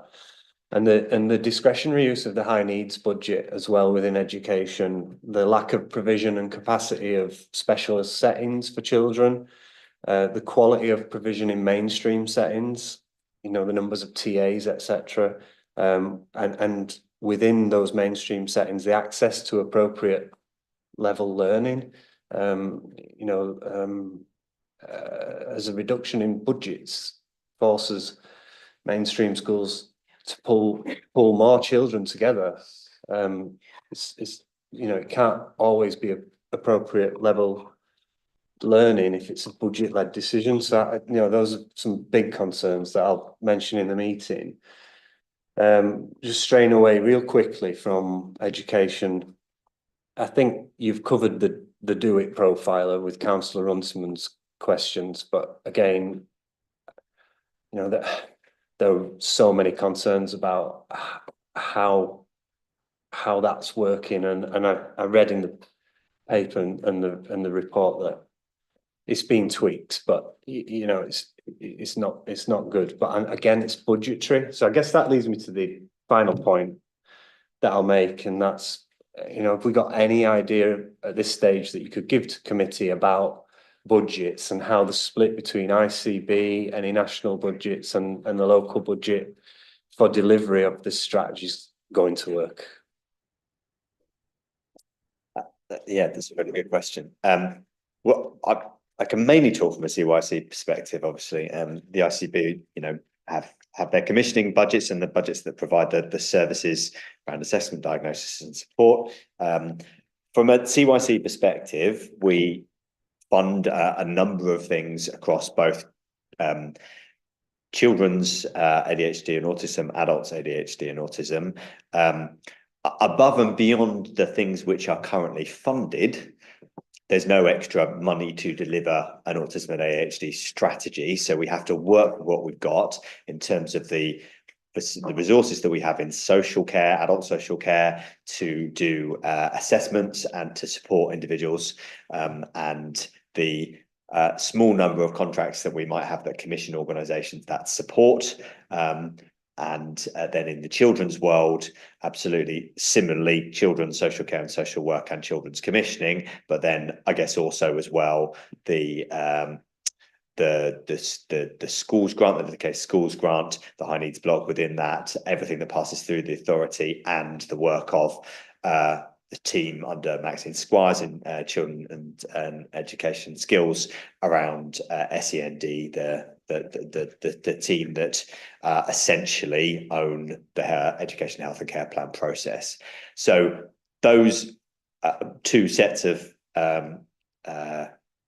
resources within adults and children's and the resources in the ICB are not insignificant. So actually, if we were to say, well, what are we spending as a city to support autistic people, those living with ADHD, actually, it's not an inconsiderable amount. However, it's an amount that we know is not enough now for the current level of need, and we know that the level of need and the trends within them are increasing. So I would no way paint a positive picture, I'm afraid, around the resource of funding. It's a well-known issue, particularly with SEND and schools. It is, I think, in the words of the Local Government Association, the thing that is most likely to bankrupt councils is the financial issues around SEND.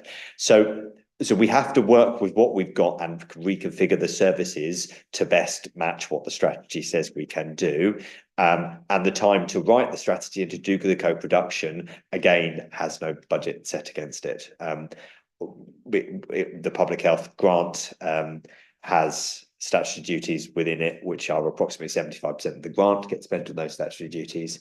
And so essentially, as part of the needs assessment process, which we do have some resource to do, we're stretching the needs assessment team, which is Jen, and a few other hours of some other people, over into writing strategy. That's not any kind of special pleading. And if this meeting demonstrates anything, this is a very important thing we need to get right. And we will put the time to it that it needs. But it is also to manage the expectations about what that might look like. And I guess the bearing with us when it doesn't always happen in the most logical and seamless of processes, that is, I guess, partly why we draw upon, members' input, and why we draw upon, the resources and assets in the city, like the universities, like our groups, to help us with that. So I hope doing all of that will answer that question, Councillor Myers, about resources, but I'm afraid that, we don't have new money. Thank you. Councillor Vassie. Thank you, Chair. Well, I'll start by saying that I applaud you for putting together this paper. It's always difficult to start conversations, and it's part of the game. Well, the game is not the right word, but it's part of the process, that it will be sticky and complicated at the start as you try to move towards something. So I applaud you for starting that conversation. Clearly, there are language issues, and that's part and parcel of the challenge we face. What struck me that hasn't already been said was that there was a lack of strong data sets and diagnosis about older people. The data seems to end at about 35, 40 years old. And I think it's important, even if we don't have the data, that we've got a strategy that seeks to understand that and to make sense of that.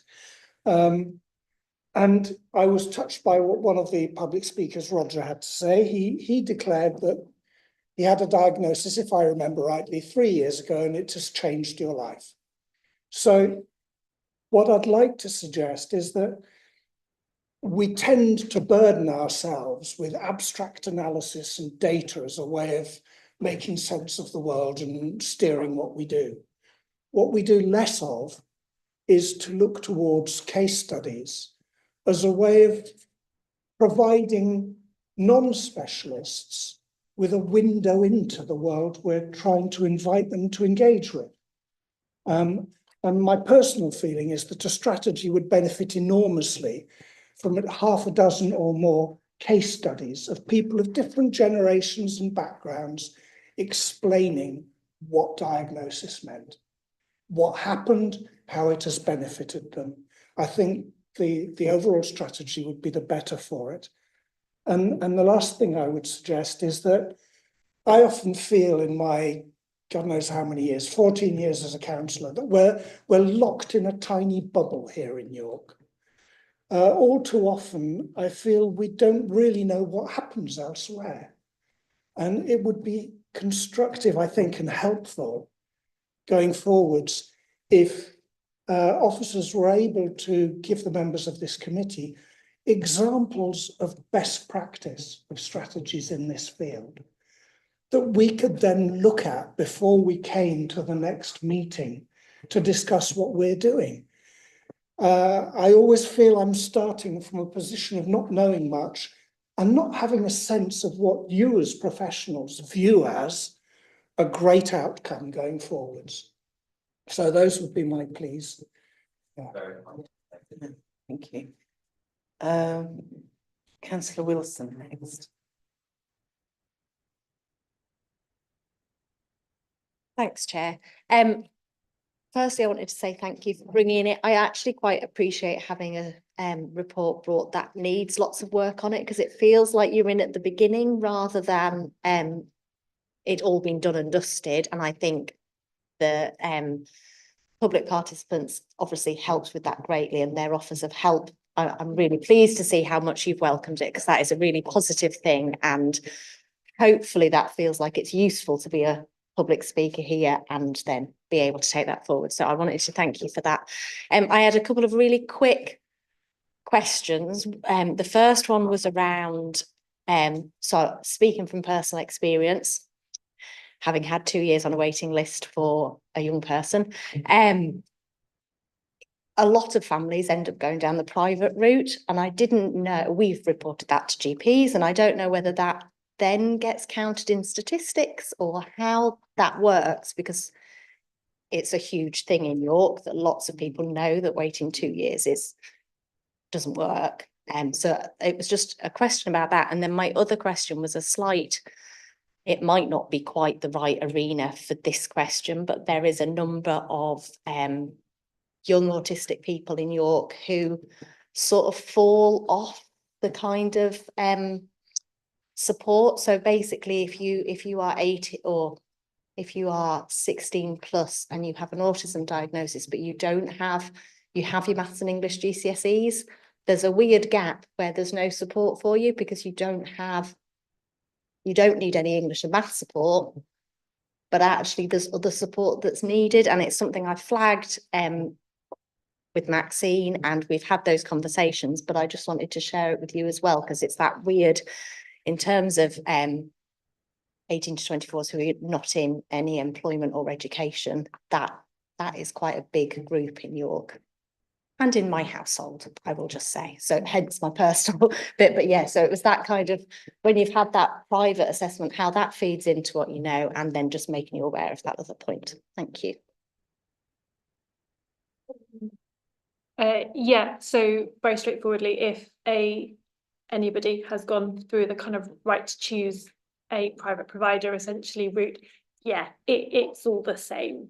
So when we're looking at the GP data set, as long as it's sort of a recognised diagnosis from a recognised provider that's gone through all the same kind of processes that anyone else would, yeah, it goes back into the GP primary care records in exactly the same way. And actually, I couldn't tell you who was who without doing some very complicated who knows what. So yeah, they're all the same from that perspective. And yeah, interesting second point. I'll take that one away. Thank you. Councillor Moroney, please. Thank you, Chair, and thank you both for coming along as well. I equally value your early contribution, so thank you. Picking up on points that councillors Runciman and Steels-Walshaw have already raised, and the lack of support before a diagnosis, and the fact that both of these diagnoses are often seen as gateways into accessing help. And given the fact that we have what is a shockingly long waiting list, well, not unusual, but it is shockingly long. Is there a view for a slightly more pragmatic approach, rather than going for a diagnostically pure approach to helping people already on the waiting list? Especially, say, with autism, where there isn't a medication attached. I value your views on that. Thank you. Thanks. Well, I would have to sort of defer and provide maybe additional information on the conversations around the Do It profiler, but my understanding is that part of the reason behind the pilot is to get people some immediate information, advice and guidance as they fill out the screening tool, and that is provided at quite an early stage in terms of signposting. What it doesn't constitute is actual support, as in a professional sitting down with me or me and my family and helping me work through the things I need, a therapeutic approach, using their professional skills to do that. That's what the diagnosis requires. And when one finds oneself on a waiting list, that takes a long time. And when one even finds that the screening tool takes you off the waiting list, because that's what was happening with the screening tool, that is, for many of those individuals, an even harder perspective to be on. So I certainly think we do have to think across both these areas, but also mental health and also physical health, about the phenomenon of waiting lists, which have risen in pretty much every area of health and care, and what good support looks like. That isn't just tokenistic, that isn't just a list of websites. You unfortunately do sometimes get the scenario where people find post-diagnosis that they kick in the same list of supports and websites as well, and that can happen on a number of occasions. So part of this is there's just not enough, clinical psychologists, there's just not enough, these different professions, speech and language, to go around within society. We just haven't trained enough of these members of staff, and we don't have enough support to offer.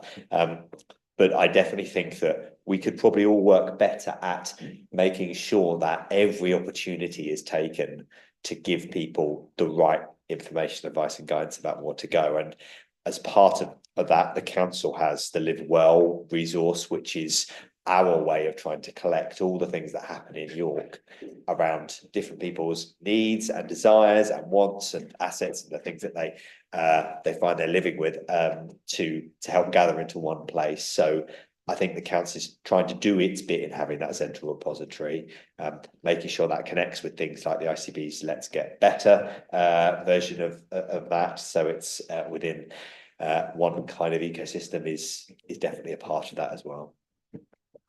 Sorry, I've missed out one bit in my list. Sorry, it's the fact that the diagnostic rate is so astoundingly high. It's 80%.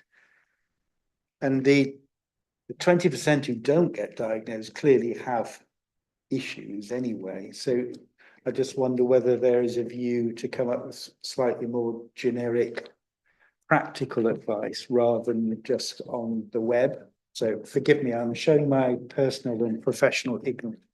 Well, we can be ignorant together because I don't actually know the right answer to that question. I would say that it will be an interesting thing to ask ourselves if York's, I guess you might use the phrase conversion rate. So people who are put forward through a GP route to get an assessment into those who actually do get a diagnosis, how we compare. And I expect nationally there's quite a considerable variance just because the pathways through to assessment and diagnosis vary quite considerably too. So there is definitely something there about understanding how we make sure that we absolutely want to get people the diagnosis, but we also don't want to leave. We want to limit the number of people we leave waiting for a very long time to not get a diagnosis because that expectation has been raised. So we want to keep that conversion rate, I'd imagine, fairly high. We want to make sure our GPs, for instance, are really well trained in those really early initial conversations about, well, should we start pursuing this? Should we put in a referral? Should we give you the screening tooling? I think that's why this whole system approach with the strategy of talking not just about the retreat and its assessment sort of processes, but also talking about primary care, talking about education, talking about the fact that we probably all as a society need to understand this a bit better is part of it. I don't have a magic answer to that question either, but I will just add that very valid, and you're not the sort of, it's been brought up before. So the Autism, ADHD and mental health group that the council sort of coordinates is looking at that issue, and it's sort of been a bit of an iterative consultation. The first question was, are we hearing this right? Is that what you want? You want something sort of regardless of where you are actually on the diagnosis journey. Is that what you're wanting? And the answer that came back was yes.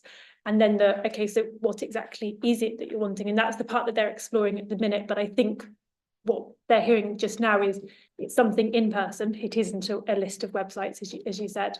And it's something that is quite groupy, quite group-based, but not a peer-led piece. And they're kind of exploring exactly what would be useful to the majority of people at the minute. But so it's a kind of watch this space. But yes, I think you're right on the money. Thank you. Just thinking about that, I was thinking, so with diabetes or pre-diabetes, they organise groups for people to go along. I don't know whether something like that would be appropriate and more cost effective, so that the people, you could put people who are waiting in touch with other people to have some sort of support with a professional person leading. Just because I know it's a very different physical illness to, well, it's a different sort of diagnosis, but just to be out there for 2 years. And I really appreciate, having been a teacher, that, kids in schools that are really struggling, and they make everybody suffer. They suffer, and the children around them can suffer, the teacher will suffer, and it's just miserable, and their families, that they're often getting into trouble.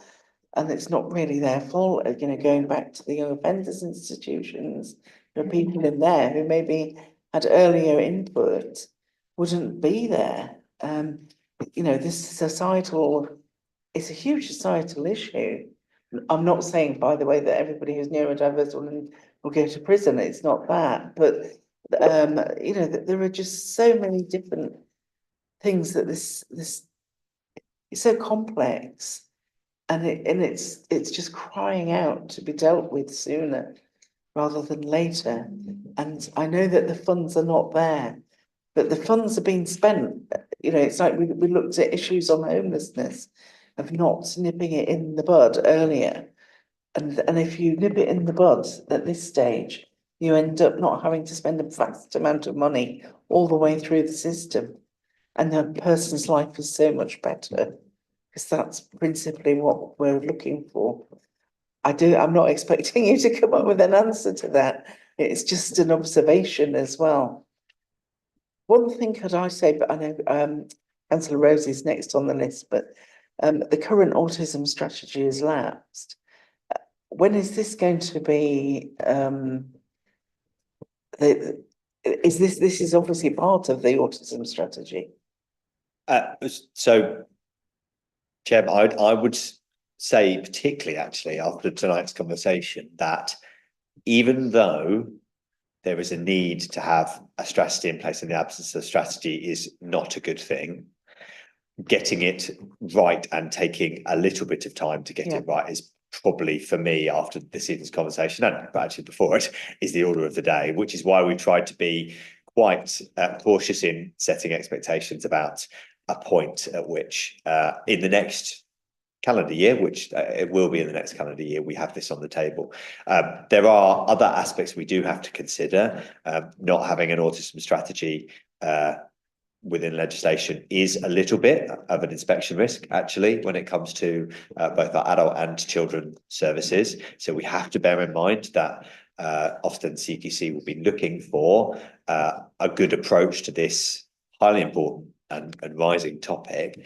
So we have to work at a good pace, but I would say at some point within next year, we'll wanting to be putting that strategy on the website. And before that, if committee are happy with this, I would definitely suggest that bringing back, you know, first drafts of that, the same way you've got the first draft of the HNA and the health needs assessment, to be having this type of conversation. It won't be perfect, it'll probably have things wrong in it, but how can we improve type conversation, I would say would be a really positive way of making sure this committee remains involved. Absolutely. I think we'd all welcome that very much. Okay, one last question from Councillor Rose. Just a flurry of comments on what's been said, if that's okay. I take a lot of the positive points that were made, and a lot of the conversation's been really healthy and good. I take a slightly defensive stance on conversations around this being the start of the conversation, or it's good to have a draft here, etc., because we should have had a draft here in January, and the strategy was supposed to be completed by the summer, or at least drafted for consultation, and we should have had involvement and these comments coming through at an earlier stage in writing than when it's complete. A point on the research, and I totally agree that we need to make sure we're using the right research, that we're reflecting it properly. As was said in public participation, it's only been 10 years since you could co-diagnose autism and ADHD. So, you know, it's an ever-evolving landscape. And I think there are some examples in here where there's a statement that says there's no research on this, and there is research on it, but it's from April 2024, so it depends on when this was written. There's some bits where it talks about a meta-study that didn't come to any conclusions. There was another parallel meta-study of more papers with a bigger research team that came to slightly more definitive conclusions. So there's definitely a lot of stuff in there, and I would definitely welcome more conversations and leaning on the experts. The public health team is a small team. They're coming experts on every single aspect of health, and we've got a lot of people with lived experience and a lot of professional experts in the city that can provide. This is the best evidence we've got right now on this particular topic that I think would definitely fit into that. On the Do It profiler piece, definitely your description is correct, that's what it does. At the time when it was first used, there were a lot of comments about how actually the content it produced was quite insulting and condescending and had a number of problems in it. My understanding is that YDRF and Healthwatch think that hasn't improved, or at least that the perspective and perception of it hasn't improved.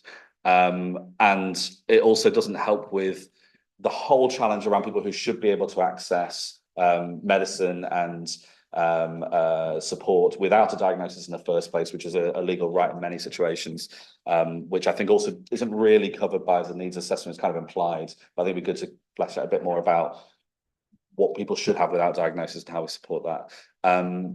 I think the leaning on experts and lived experience people is also good for finance. I think that it should reduce the amount of time and effort you guys need to put in by them doing a lot of that legwork. And just on the neurodivergence piece, to slightly retract what I said earlier, having looked it up, in November 2023, a late draft was a neurodiversity strategy. What we actually ended up putting in was an autism strategy that widens to include neurodivergent people, because we didn't want to risk the question around legality over autism strategy and the Autism Act on that one. But I certainly think that the overlap with learning disabilities, the overlap with other forms of neurodivergence, mental health, etc. I think personally, as a suggestion for the committee, I do think we do need to include that wider neurodiversity in here, not just autism, ADHD, and both. And also, as you brought up, Sarah, the child to adult transition is also referenced in the motion. There are a few other things in the motion that probably are worth revisiting and just double checking we're on top of. But that child to adult pathway, we seem to have a lot of child stuff, a lot of adult stuff, particularly under 40s adult stuff. But that whole end to end and what happens when people migrate through, I think is definitely worth looking at. I'll shut up there, Jane. It's fine, thank you. So, I think you've got plenty to go at. Yes. One final thing is that we need a gap between now and the strategy. If the strategy is going to take another 12 months or longer, potentially, we need to have a thing that represents that strategy between now and then. It's 3.5 years since we've had an autism strategy, which would have been 4 years out of date in understanding at that point. So if there's a way of having something that says what we as a city, and particularly we as a council and ICB, can do over the next 12 to 15 months rather than wait for that strategy to complete, that'd be great. Thank you, sorry. So yeah, so plenty to go at with everything that that's been brought up this evening. I never like sleep anyway, so. And also you've got offers for help from YDRF, the University of York, University of St John, York St John, sorry, getting late, and Dr. Fox, I'm sure you've swapped details, and that's really good. And I know Hazel and the YDRF are very keen to help you. I was also thinking as well that there must be organisations out there who will offer support with training on language and things. If, I think some of the groups in York are getting fed up with providing free training, but it might help the department to have some sort of training from an organisation on language and approach that's up to date, and that would avoid the issues in here that cause offence, that I'm sure you're not writing them to cause offence. It's not knowing the correct language to use that sometimes makes people, and as a disabled person, the social model language, if it's not used properly, drives me mad. But I have to remember it's not done from a bad intent. And I think, that might help you and help the people that you're co-producing with feel more supported if you could get on board with what the latest language is, because I can't say that I know it either in this area. So anyway, you have a lot to take away, and we'll hopefully see you again with a draft, and we're very happy, I think, as a committee to offer help and suggestions. It's been a very productive session, I hope, and I hope, we thank you as well for coming here with the draft and not with the thing written so that we're all thinking, oh my God. So What's this? Thank you for bringing it to us first. I don't know if there's anybody else that's got any other suggestions or recommendations. No. Well, thank you very much for coming along. I think, Peter, you're staying for the next item. Okay, now, the next item, I don't think it's going to be a long item. Wouldn't people like a comfort break? Sorry? It has been 2 hours, yes. 5 minutes or so. So back here by 22 at the latest, and before, if possible.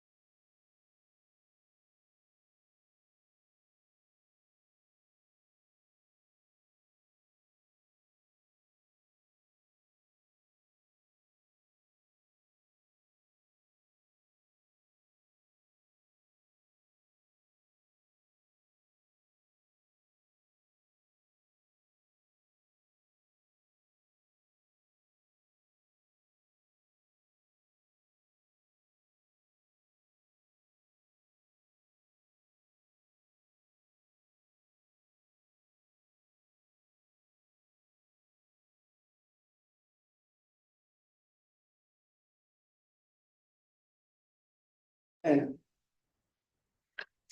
Are we ready? Okay. So, welcome back to those who are watching online or watching later. We're going now to, agenda item 7, which is winter planning and pandemic preparedness in York. And we have again Peter Roderick, Director of Public Health, and Wendy Watson. And I haven't got your title, Wendy, I'm sorry. Public health specialist practitioner and Blackjack. Okay, I think that was picked up. Thank you very much. Fantastic. Thanks, Charles. I'll kick us off and again, Wendy will come in and Wendy might need your button and Wendy to come in. So Chair, we had the committee ask for an item on winter planning and pandemic preparedness. I want to just say, just right at the start, that public health is obviously the organisation that has the statutory duty and leads on health protection. So all aspects of protection against infectious and environmental hazards that harm human health. We have a health protection board, which I chair, which is our assurance board. The reason we have that is even though public health are the statutory sort of body and lead authority, we don't do all of the work. For instance, we talk a lot about vaccination, we will tonight, but actually no members of the public health team actively jab people in the arms. That are parts of the NHS that do vaccination. Other parts of the health protection system are also done by other agencies. The statutory duty is for me as the Director of Public Health to be assured that we have an adequate health protection system and to make the adequate arrangements for it by commissioning it. So that board produces an annual report, and the rhythm has been that annual report goes to the Health and Wellbeing Board. So just to assure you that there were whole areas of health protection that we're not covering in this report, not because they're not important, but because the Health and Wellbeing Board sees them every year, and also executive receive that report as well.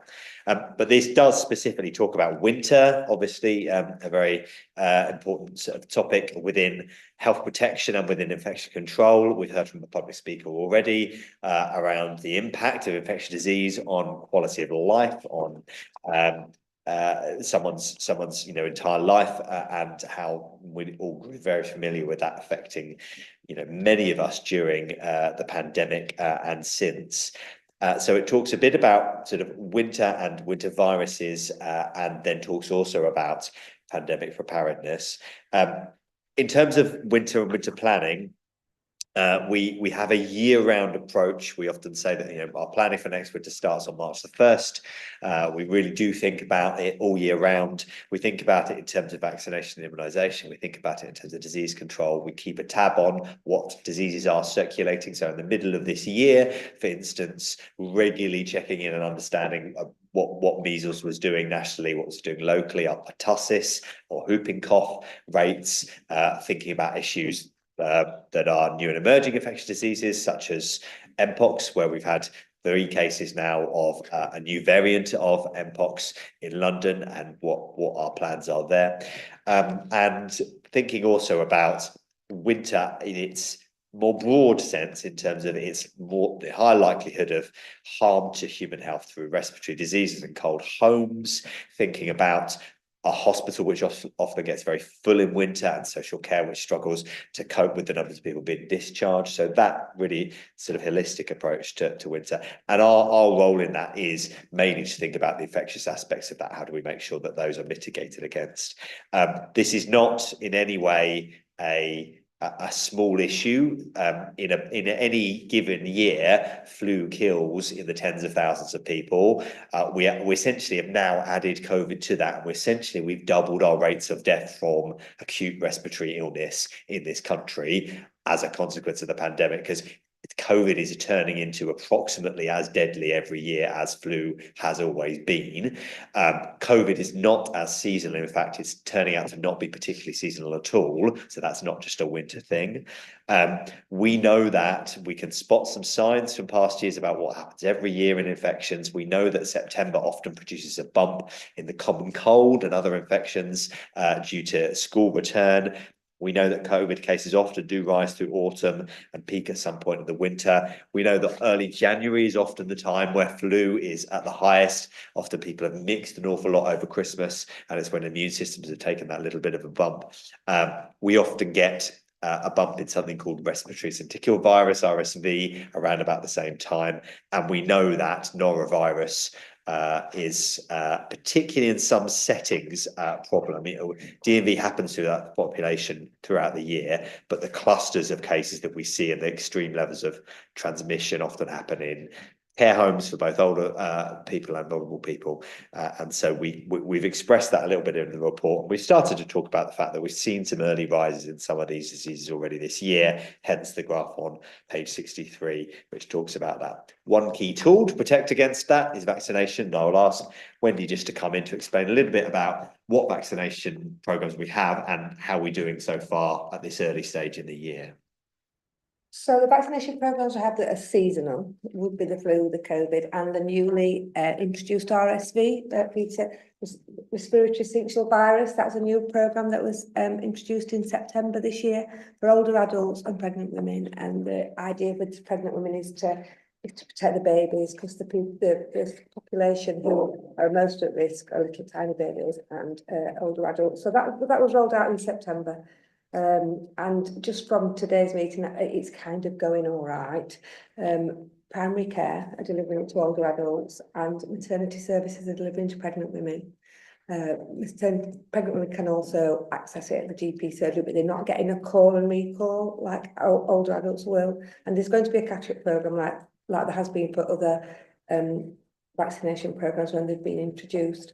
So this year, flu historically starts on the 1st of September, the vaccination programme, depending if there's the vaccine. Like a few years ago, it wasn't ready, there were batches that had gone wrong. So, but this year, they did change things a little bit, and some of that was to do with RSV. They started the flu vaccination in the beginning of September for the school-aged, for 2 and 3 year olds, and for pregnant women. So the older cohort, the 65 years and over, and the under 65 at risks, didn't start till about the 7th of October, I think. And comms were a lot later this year as well. That's been reflected in the data, that we're not quite where we were at this time last year with those cohorts that started later. But the ones that started earlier, we are, the 2 and 3 year olds have exceeded the point we were at last year, and specifically in the school-age cohort. So everybody from reception to year 11 is offered a vaccination in school, and that's going really well. There's a new provider. I didn't know if you were aware there was a new provider from last year, and it's going extremely well, and it's exceeding where we were last year. A lot of work's gone on around consent for parents, because that was quite a bit of an issue.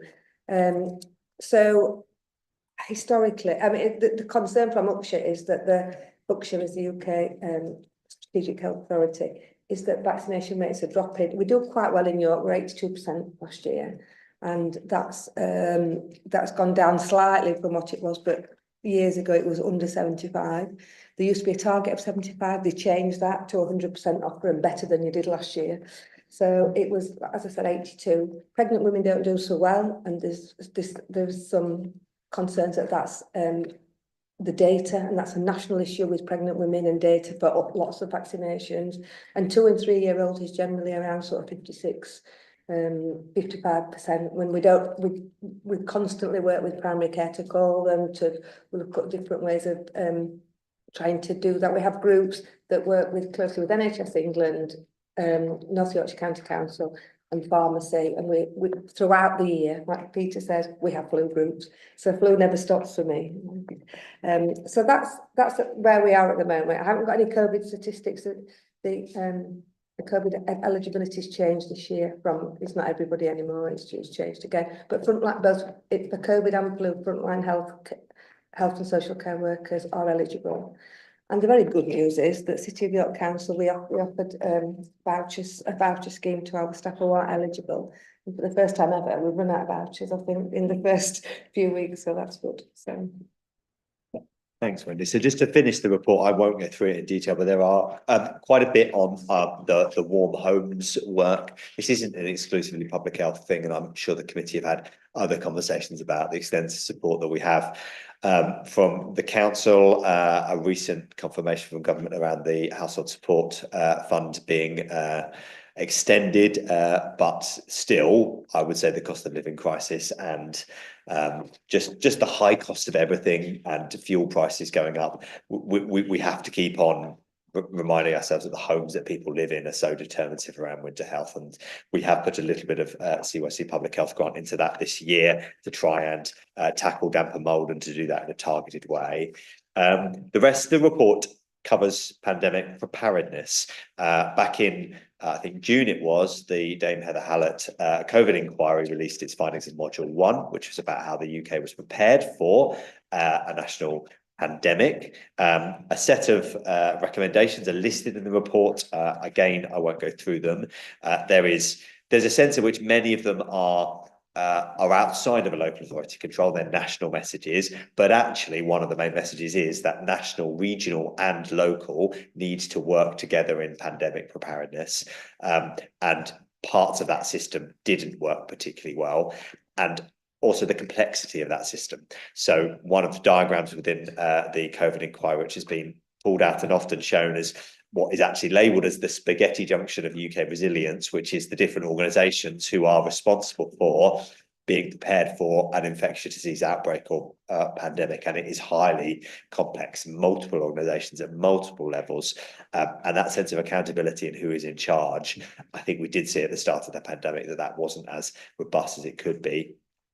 The report then goes on to say, well, what have we done locally as a response to that inquiry? And we've got a lot of joint working with North Yorkshire Council's public health team, particularly because of our joint local resilience forum. And after we stepped into the sort of living with COVID phase of the pandemic, we started to work on a new infectious disease plan, which was published this year. It's already been exercised, so a large scale, sort of lots of partners coming together to work through the plan in a live scenario where lots of fun, interesting things happen and you have to respond to them in real time. We've taken the learning and refined that plan. So we think, a good infectious disease outbreak plan now across North Yorkshire and York.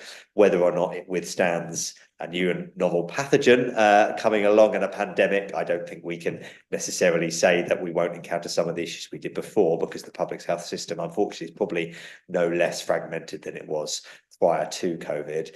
However, it has raised a number of good things for us to work on, some really things that we can sort out locally about, for instance, out of hours prescribing of prophylactic antibiotics. So say if you have a case of something that's bacterial and you want to protect the family surrounding that case, how do you make sure that we can get those antibiotics prescribed out of hours? It's actually more complex than you might imagine to prescribe something to someone who doesn't have any symptoms or a disease, but actually if you're doing it because you're protecting them, it's quite important from a public health perspective. Swabbing and testing in the community, contact tracing. So at one point within my team, we had an extra 40 staff running test and trace in York. Those staff don't operate within my team anymore. The money ran out and their contracts ended. We don't do that. That's the right thing. We're not in that response phase to the pandemic, but how quickly could we step up a large scale test and trace in York? Actually, some of those skills, we need to make sure they're still latent within the system, and we know the bits of the system who are doing those things, such as sexual health services, such as environmental health. Actually, how do we make sure we still have a coherent approach? So I'll stop there, Chair. Hopefully a helpful and interesting report for the committee to read. Yes, thank you. Any questions? Councillor Runciman.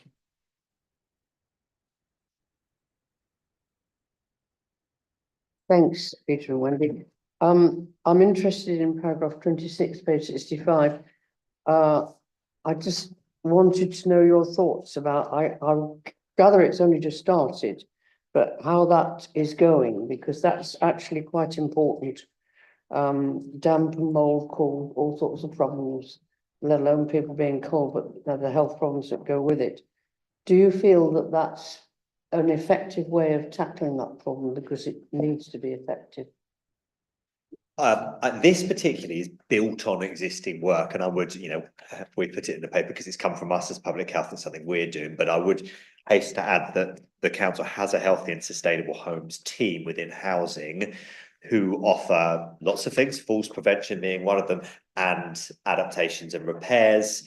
And a lot of that, particularly with our 7,500 council homes, is around making sure they're of a decent standard, and damp and mold issues would be part of that. So this is that's been ongoing for a long time. The extra piece of work here, Councillor Runciman, is really acknowledging, I think, the impact on hospital pressures and respiratory disease exacerbation. So for the first time in the last couple of years, public health has been able to work with housing colleagues and with primary care to start to help housing identify where, for instance, a social tenant has COPD or asthma, because it's not something housing have necessarily asked over the years. It's not, in some ways, a necessary question. If you're trying to meet someone's housing need and give them a house, you don't necessarily go through all of their health conditions and the list. But actually, primary care does hold all of that data, and linking that together, and also thinking about the eligibility criteria. If we have, for instance, the capacity to adapt 500 homes, and we have 2,000 homes which need adapting, there's a good case to say that we should take into account some of the health conditions of those living in order to prioritise that limited resource. And as part of that, this extra little pot of money, which actually has come directly from the ICB, and the ICB have asked us to use it around winter pressures in the hospital, that's what we've put here. It's approximately £60,000, so it's not a huge amount, but it is increasing the capacity in that warm homes team to do that work. Good.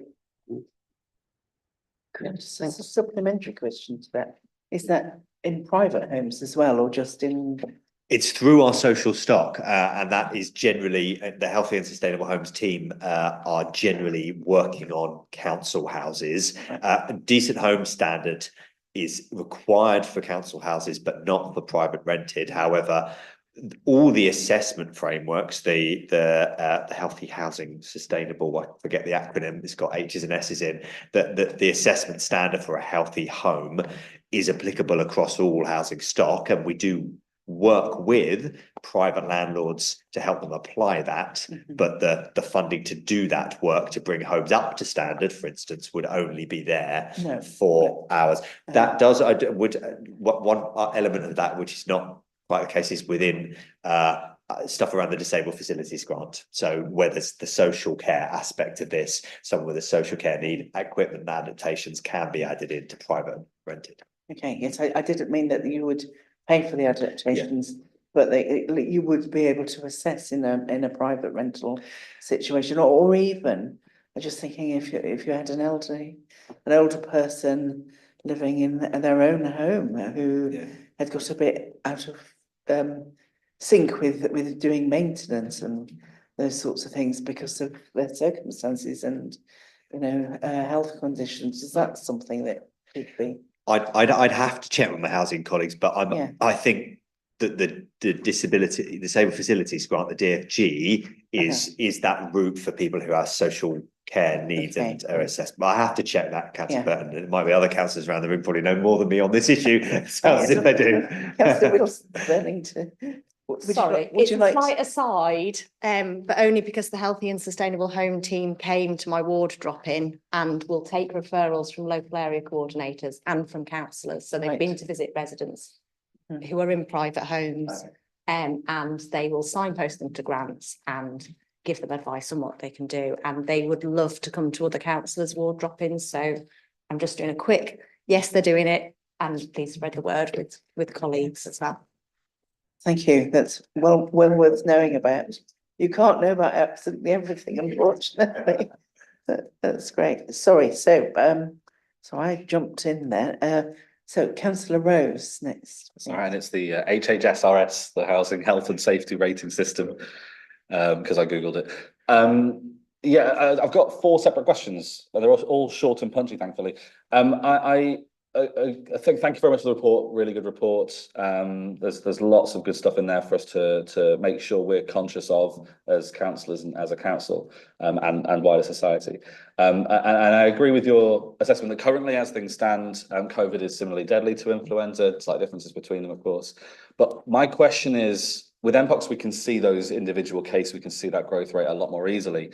If there is a worse strain of COVID, let's say it's twice as bad, how do we actually address that as a city, assuming that there isn't a governmental mandate, loads of money thrown at it, it's not an emergency crisis? If we start seeing that there are these strains that are worse coming through, how prepared are we for that scenario?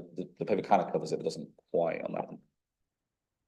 Yeah, I can attempt to answer that. So from a surveillance perspective with the COVID, there was a point at which we almost had too much data, and we're now at the opposite end of that spectrum, particularly with the ONS's essentially random sampling surveillance, which doesn't exist anymore. The one element of that testing architecture which wasn't stepped down was whole genome sequencing, was one of the elements of the Living with COVID plan that was quite clear, was that whilst we needed to move to a stage where the current variants circulating were being held back by vaccination and by the good public health, catch it, sort of kill it, bill it type messages around sort of good respiratory hygiene, and we could go back into no further restrictions on our movements. Whilst that was the case under levels of the current Omicron lineage variants, we needed a quick way of understanding nationally when that significantly shifted into a different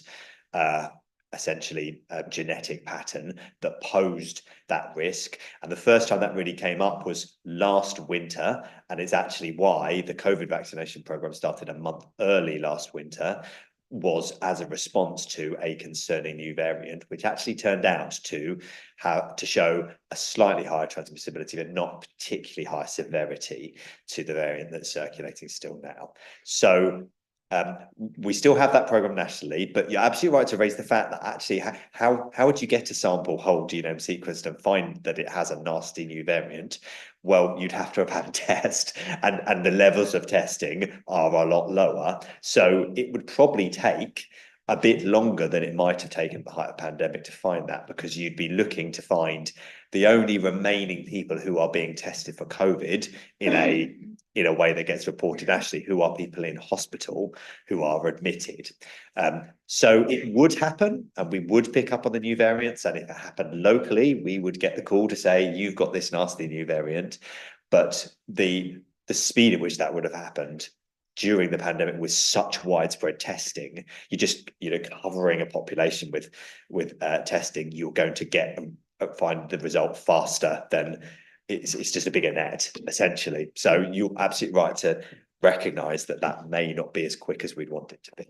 Yeah, I mean, I guess to put my thoughts on how slow we might be, we would probably only really notice based on hospital rates versus percentage positive test rates, and that's only when it's probably a majority of hospital beds that are the new strain. So we're probably talking at the point when it's too late to actually do anything to stop the spread, and we would have to be going into a really hard lockdown or doing nothing. I guess that's the challenge. And just repeating what was said in public participation, our tests aren't built for the current strain. That doesn't necessarily mean they're less effective. It depends on exactly what we're measuring, but yeah, I guess there's that challenge. And just to throw in an extra comment I was going to ask, but it ties into this, is we're also no longer vaccinating wider adult populations. That to me is massively bad practice, considering the scale and level of damage that we're talking about here, including influenza, by the way, vaccinations. Is there more we can do as a city in terms of the non-critical, non-vulnerable population vaccinations? I mean, when you might want to cover this, we have no more resource to do than what national programs allow us to do in terms of the jabs we can put into the arms of.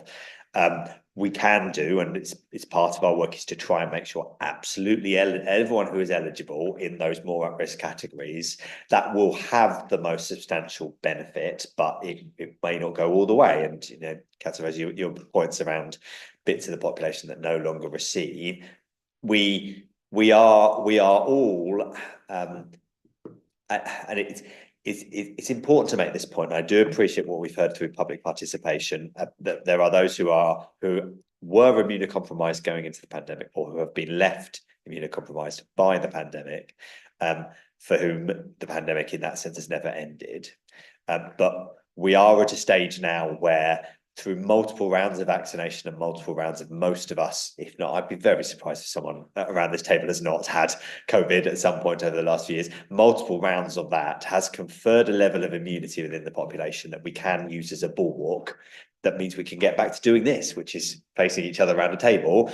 And we have to have gone down that line. It was a national-led line. We have to be prepared.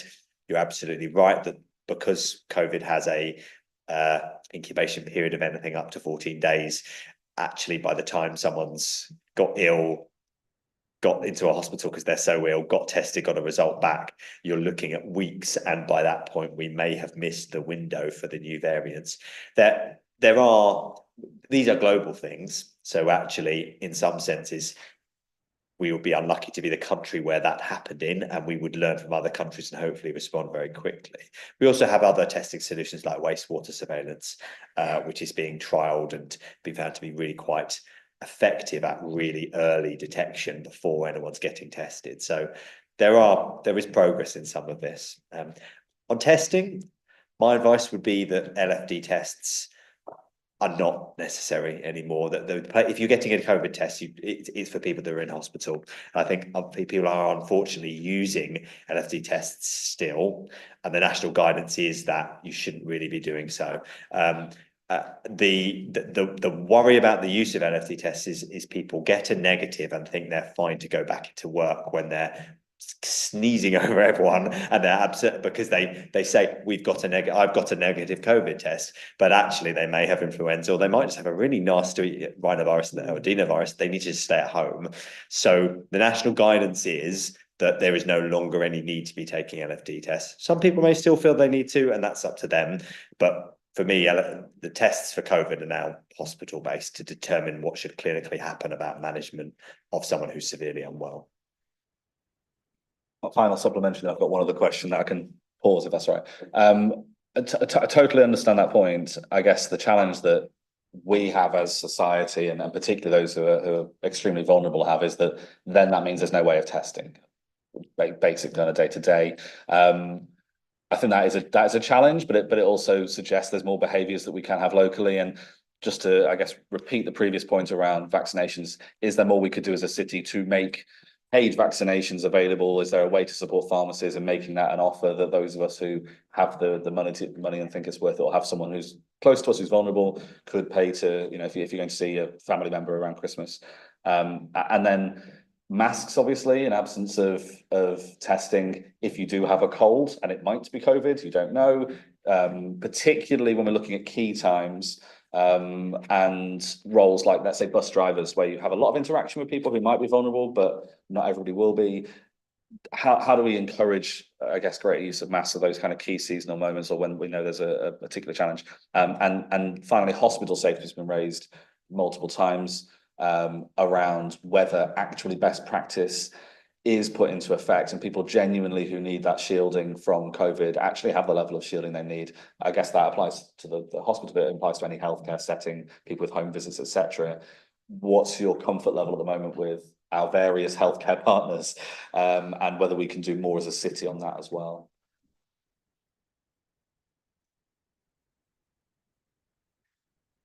We follow national guidance, don't we, really? But it's tricky. I don't know the answer, really, sorry. Well, I think I would echo Wendy in a sense that I think we follow national guidance absolutely from public health perspective. We do try our best to work with the national guidance to protect as many people as possible. So that's the second half of that.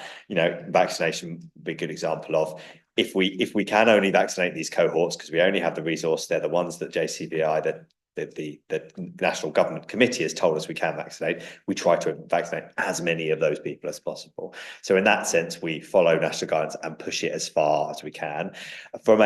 I would also say our healthcare settings have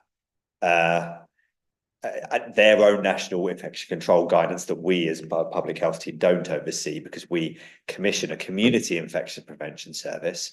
But when it comes within the hospital door, they have their own, they have a director of infection prevention control, a statutory role for a hospital to have, and they have a lot of their own procedures. And for them, they also would sit here, I think, and say we have to follow national guidance. Essentially, professional registration, our practice and our CQC results would essentially look at us and say, what does the national guidance say, and are you following it? I do appreciate that leaves some people who are vulnerable, finding themselves struggling to even know if they can go into a healthcare setting. And I guess the plea as a city is, let's try and support all our healthcare professionals as much as possible to get vaccinated and to be as compassionate as they can with patients, and respect, for instance, the simple request to, please might you wear a mask, because there are some things which are just easy to do, don't cost more resource and money. So absolutely, and I can totally understand when you've had your 40th patient, you've got your 41st in front of you, days are long, and working in healthcare is hard, but there are probably some things that we could collectively look to healthcare professionals to do.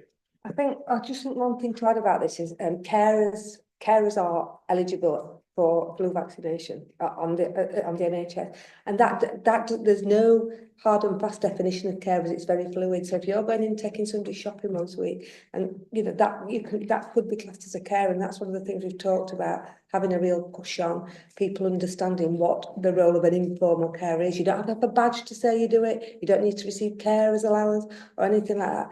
You could just say, you can go in and say, I'm a carer. I do somebody shopping, or I go in and put the washing out for them once a week. So I think that's something we've talked about promoting. And the other thing is health and social care workers, the uptake isn't brilliant. And a lot of it is, we need to get back to myth busting. There used to be like a flu fighters program which stopped, but there are still a lot of myths about the flu vaccination give you flu. So we've talked about that sort of on a regional level with Uksha, about sort of getting that back up and running, the myth busting, and letting people know about that. I'll go over to Councillor Bassey now. Thank you, guys. To respond to the last point you've made there, is it being done that carers are being given that information at the point where they need to be given it? And what I mean by that is, at the beginning of the year, I was caring for my father 2 or 3 hours a day. There were regular visits from community nurses. Are we using those kinds of opportunities to communicate so that the community nurse can bring information to the carers to say, are you aware that you can have a vaccine? Is that already happening?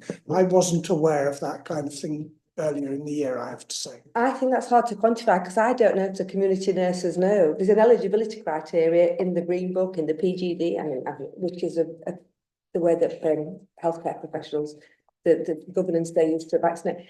I don't know if they know that, and that's something we've talked about. How can we get that message across? And what you're saying is making every contact count in a different way. So it is something that we've talked about with comms. The comms was really late this year as well. We didn't start doing anything from a local point of view until it was embargoed until October. But that's something I will take back, and we can look at how other health professionals, when they're going into homes, get that message across. Thank you, because I really think it's about where that communication happens. If we're relying on the carer going to the surgery for a problem they have and spotting a poster on a wall, it becomes a lot harder to imagine that they're going to be aware of the issue. Whereas if the community nurse comes and says, you could be helping your mum totally agree. or by having the vaccine, I think that might help. I was struck by the fact that in paragraph 14, it said that only 41% of people with long-term health conditions had had the flu vaccine.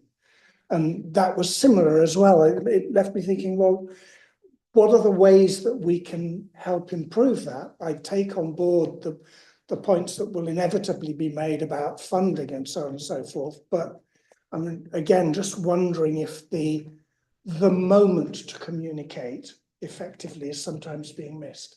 I think, so people with long-term conditions, that's under 65, so there'll be a lot of people who are over 65 who've got long-term conditions, haven't they? So there's different cohorts. It's historically always been a low group. And I don't know what else we can do. We do lots of comms, but just for information, sometimes I'm not sure people are eligible.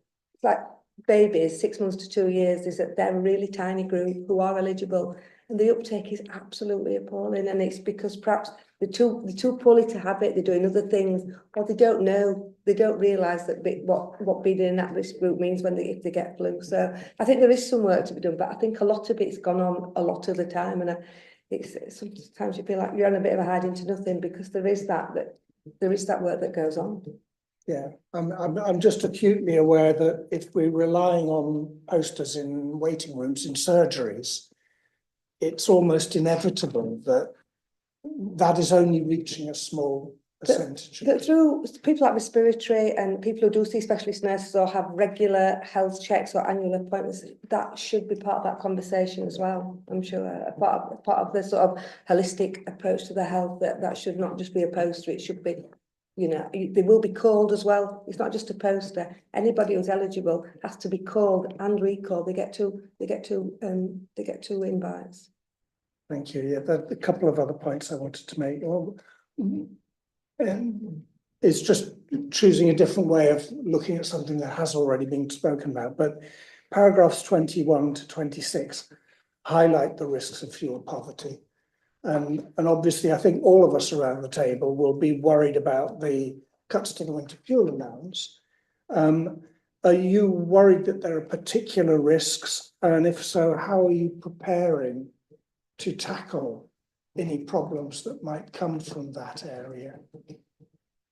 I can't remember if it's this week or an upcoming week, but the council's Let's Talk About Money week, and thinking about the work that multiple agencies do around the city around advice, guidance and welfare, poverty action that happens through the Citizens Advice Bureau and those kind of things. I think that as a city, there's never enough work being done, but we are a good city at coming together to tackle things like the rising cost of living over the last few years.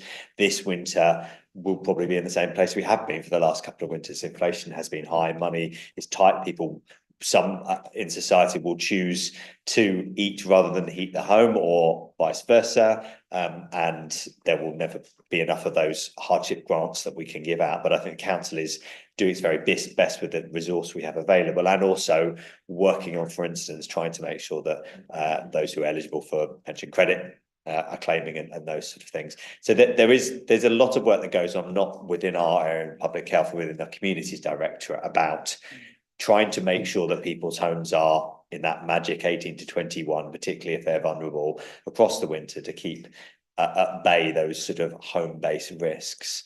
I definitely, the last couple of winters, there have been adverse events due to cold homes. It's just going to be a fact. I think one thing we do in public health is to try and make sure people are well prepared when it comes to extreme cold. So, you know, we may all think we will all sort of catch it on the news, but actually some people are caught unawares when a temperature suddenly drops. And we also need to use those moments to mobilise local community groups, to mobilise parish councils and sort of salt and gritting groups, and all of the really social fabric stuff that happens that needs to kick into gear, and that message of, you know, check in on your neighbour, check in on those who you know, make sure that people have what they might need, and I think it's a really important part of our preparations. But I am concerned, I have to say, and have been concerned the last couple of years. I think the public health community has been concerned that poverty and inflation and essentially a housing stock that is less high quality than other countries in Europe mean we're particularly vulnerable to home-related heat death, and excess deaths are, you know, way too high. We shouldn't see that number of people dying in winter versus summer. That should just not be the case. Thank you. The last point was on long COVID, essentially, that's been rehearsed by others. I just wanted to clarify with you, does the data support the idea that winter presents specific additional problems for people with long COVID, so that we can kind of get a handle on whether they are a group that we need to really be focusing on, especially at this time of year? We've reached the limits of my knowledge, certainly there, Yeah, I'd say on that.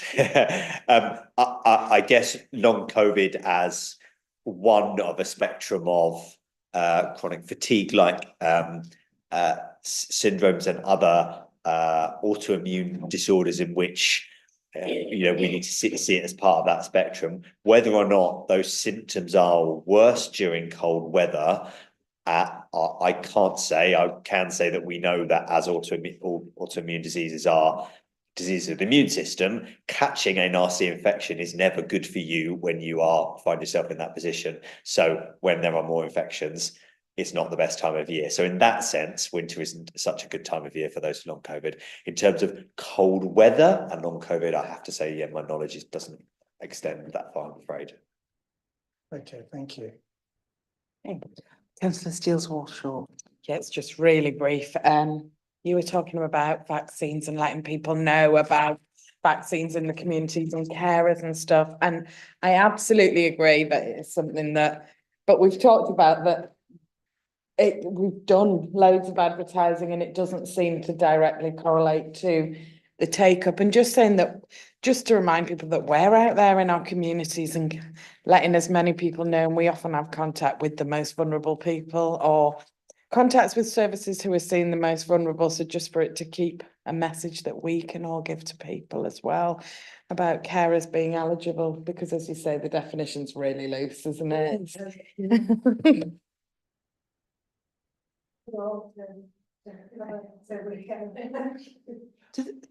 Do they have any television adverts on sort of like before the news or the public service announcements about this sort of thing? About carers specifically, or just about there's the flu? They do have the flu. You might have seen them Get Winter Strong. That's this year's on the television. Okay. There are lots of gladiators with pugil sticks and things. I think one thing to add that's quite important is with the advent of like things being online and book, we have looked in the past at things like data poverty. People haven't got the data to look and to book, and so one of the initiatives we did use was especially for the childhood programme, where we found that parents, one of the reasons they weren't filling the consent in was data poverty. We agreed, all the primary care GP services agreed to have put the QR code on the reception desk, so when people were going through the things, they could use the data while they were there. And I think that's perhaps something we could pick up on again for people when you're talking about people with long-term conditions and having that ability to book while you're using somebody else's data. So that's been talked about before. We could look at that again. Okay. Sorry.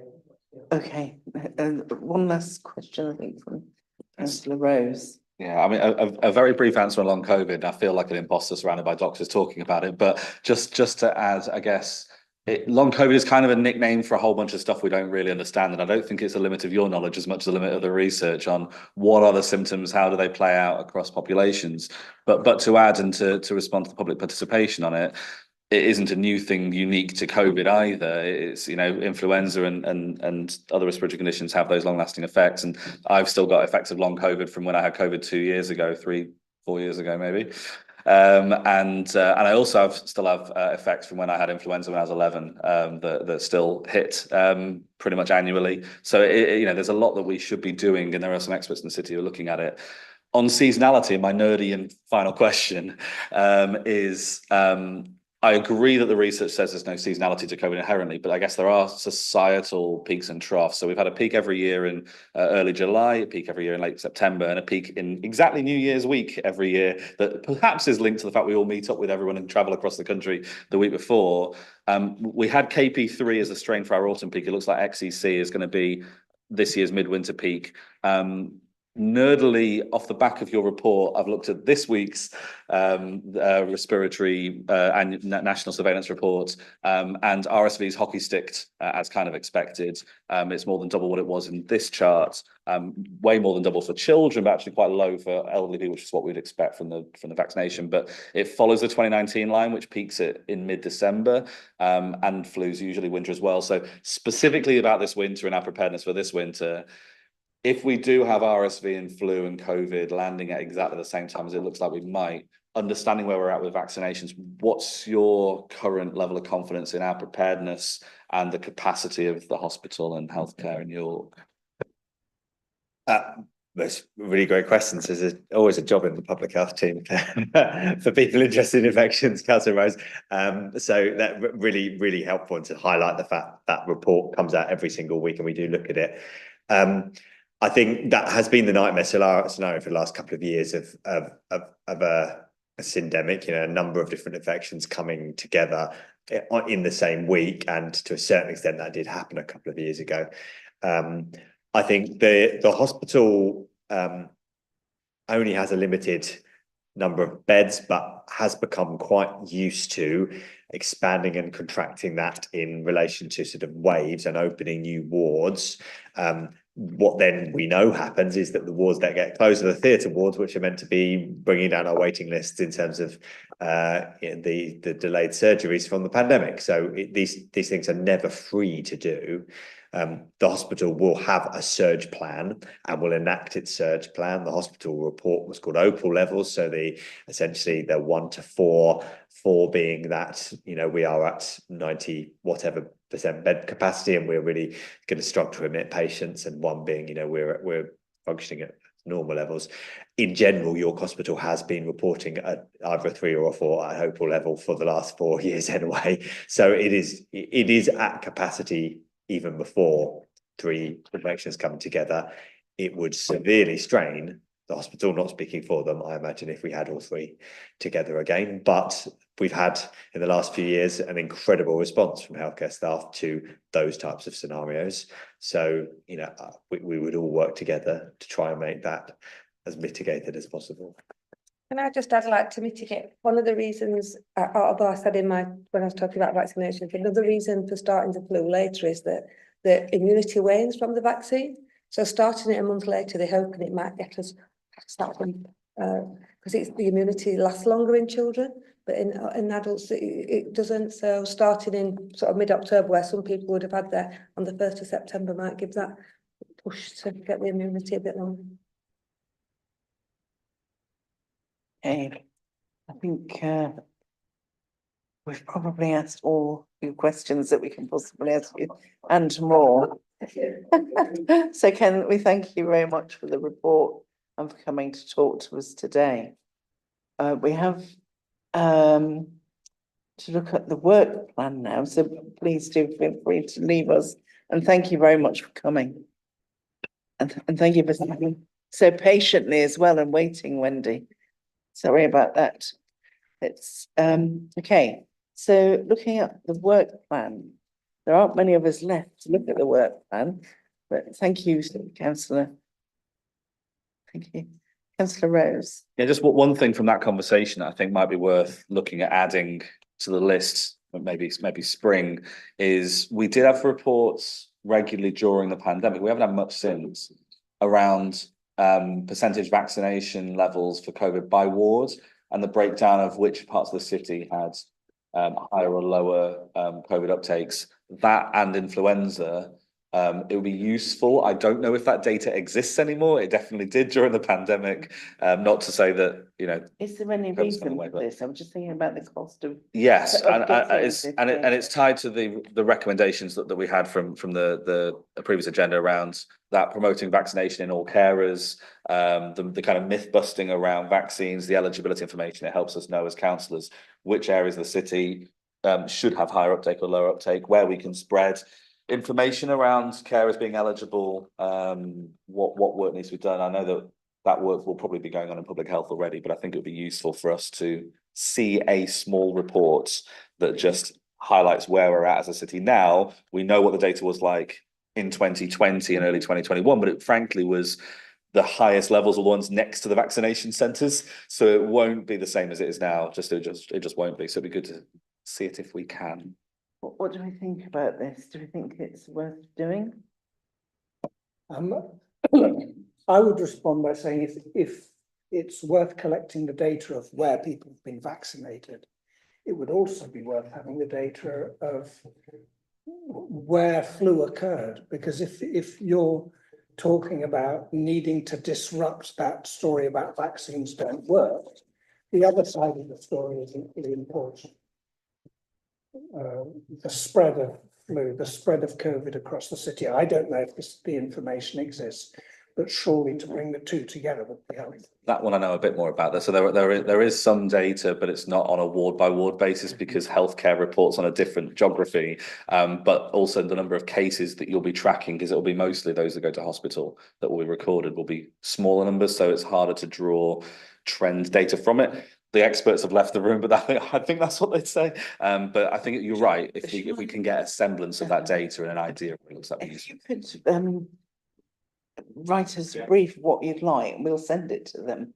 We'll see if it's possible to do that and whether it's cost effective, because we don't want to be, you know, everybody's very stretched, and I'm not saying we shouldn't do things. I'm just thinking, you know, yeah. Right, now the work plan. James was like, sorry. Can I just say, Chair, thinking back to the agenda item we've just discussed, and I don't know if other people had other thoughts, but I think we got the response that yes, it would be something worth doing to encourage the community nurses to speak with carers. How do we do that? Would people agree to that being a recommendation here, so that it's not lost? The trouble is we have big discussions and then no, that's fine. I agree. I think I mean I was hoping that the communication and publication of awareness and getting in touch with people was something that came across from what we were saying. But if you would like, we could write them specifically with that in mind. But I assumed that they'd taken that on board. If everyone agrees, yes. Could I extend that slightly? Opportunistic enabling of people, for example, through community nurses and counsellors. Because that was suggested as well. Yes. And the wider comms bit that they mentioned around the eligibility criteria for people who might not know that they might be eligible, and the myth busting piece, that comms plan around how we push out those messages to as many people as possible. Definitely recommendation. I agree. Yeah, it's a shame I think we need to defer to the experts' opinion initially. Yes. But we can certainly feed ideas. We can feed our ideas. It was their recommendation to us, was it not? So I think it would be. Form of words. I think it needs coordinating personally. Yes, and that's something that James and I will do either this week or next. Okay. I'm sorry, I hadn't made any particular recommendations because I thought that they were on it with what we were recommending. Yeah. Right, so the next meeting we've got is in December.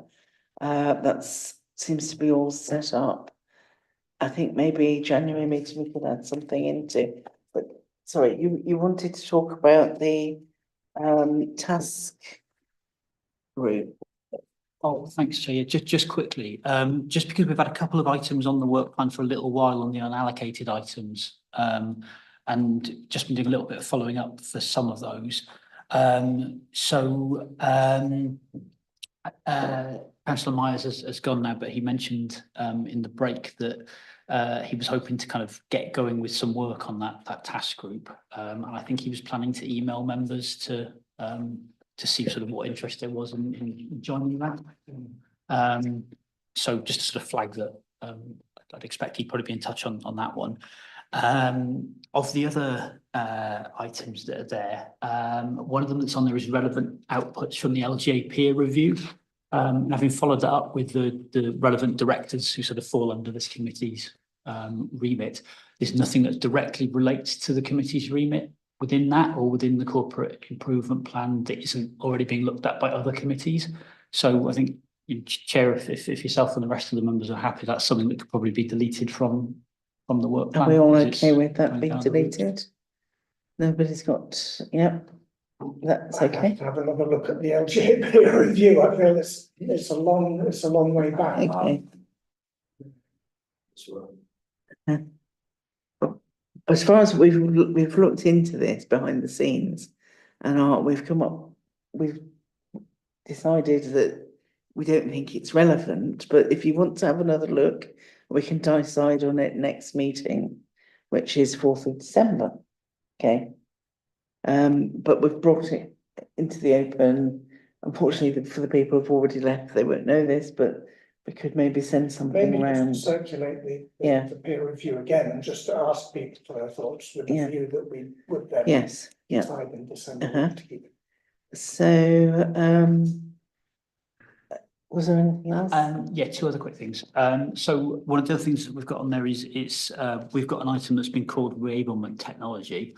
I understand from officers that what we've been calling reablement technology within social care, they describe as telecare, and that's delivered by Be Independent. I think if it sounded like if the committee were open to it, we could follow up with maybe arranging something with Be Independent to have some demonstration sessions with some of the equipment that they use, and I think they have a smart flat as well, and it was mentioned there might be the possibility of having a tour of that.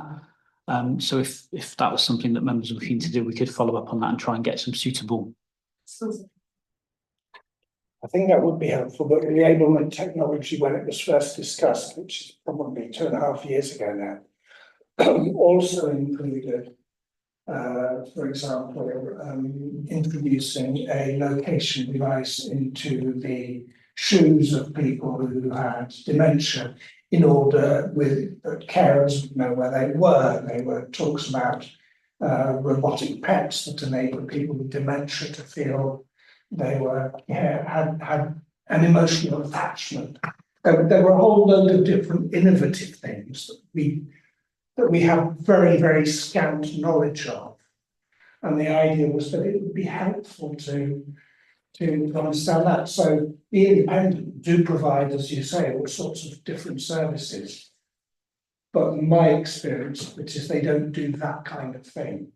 And it was, in a sense, my feeling was that there would be people, maybe in academia, maybe in our universities, who would have a strong grasp of the emerging technologies that might help manage looking after people in their own homes, people with dementia, in ways that would require less involvement from local authorities, and that we might usefully be familiar with them. So that was the idea. If the two things could be combined, if we could visit a smart flat and also have someone bring things that we could see, have a good idea of what was possible, I think we'd all leave much better informed, and that would be a good thing. I don't know what others think. And how you get hold of them as well, that's the important thing. I think, yeah, they're terribly expensive, some of these. No, that's it. I don't think they're, Some are. Yeah, And then there are all the issues of consent, if you're going to tag someone. yeah, exactly. Councillor Moroni. Helpful to understand it. Yeah, I mean, with AI, the problem is that they're going to become obsolete very quickly as well. So whether we have the capacity to be in control of what's out there, I wonder. So for the snapshot of where we are, I personally would welcome it. And maybe they could be briefed to give us a little view of what they think the future might look like. Yeah, it's just a suggestion. As councillors, we're all of us, well, I imagine we're all of us approached by members of the public in our wards, with problems, and among those issues that are raised are issues to do with looking after elderly relatives, people with dementia, and so on and so forth. And as we've just been saying, we have a part to play if we're informed. But even simple things like I had to ask about radar keys. How do you get them? I knew they existed, but how the heck do you get them? How do you get the steps to get into your house? How do you get the rails? You know, it doesn't have to be high tech. Yeah. You know they exist, but how do you get them? That's it. Yeah. The best answers are usually low tech, aren't they? Sorry, I missed that. So I'm just saying the best answers are usually low tech. Yes. Right, so and then the next item. Yeah, so there's been a suggestion then which from Councillor Steele's Horseshaw about there's an item establishing a joint committee between CYC and the Integrated Care Board, which I understand is going to executive later in the month, and she requested whether that would be something that the committee would want to look at. So I guess it wouldn't be until after that executive meeting, but something to consider for. Something to consider, yeah. Councillor Rose. Yeah, I mean, I think that definitely should be something that we look at. I guess that fits into the public health box, which is March on here, and I think that maybe feels too late. We've also got the Glen and Lowfields provision, which I think fits into the adult social care January box, if we're trying to stick to the items on here, which we haven't mentioned, but I think probably it's stuff for you guys to take away to look at where we can slot in. And it says autism and neurodiversity strategy on the unallocated items, but we've obviously got round 2 or whatever we've got of the needs assessment and the timing of that all. I think probably you guys need to take away with public health to understand as well. But yeah, all of it would be good. Yeah, I don't support the idea that we have an input into that. We last saw the Integrated Care Board, I think, some 6 months ago. So. I personally think it would be useful if we had a map of the present links into ICP, because I suspect there are multiple ones, some of which we're aware of and a lot of we're not. And so if we're going to have a direct link in there, I would like to know specific terms of reference, rather than us taking on the ICB, because they'll eat us up. So finding out about the terms of reference. Yeah. That could be part of the presentation, couldn't it? Yeah. Okay. So are we all happy with the work plan? Yes, so far? Yep. And any urgent business? Right, yes, I think that's a consensus. We'll vote for that and yeah, it's passed. Thank you very much for everything.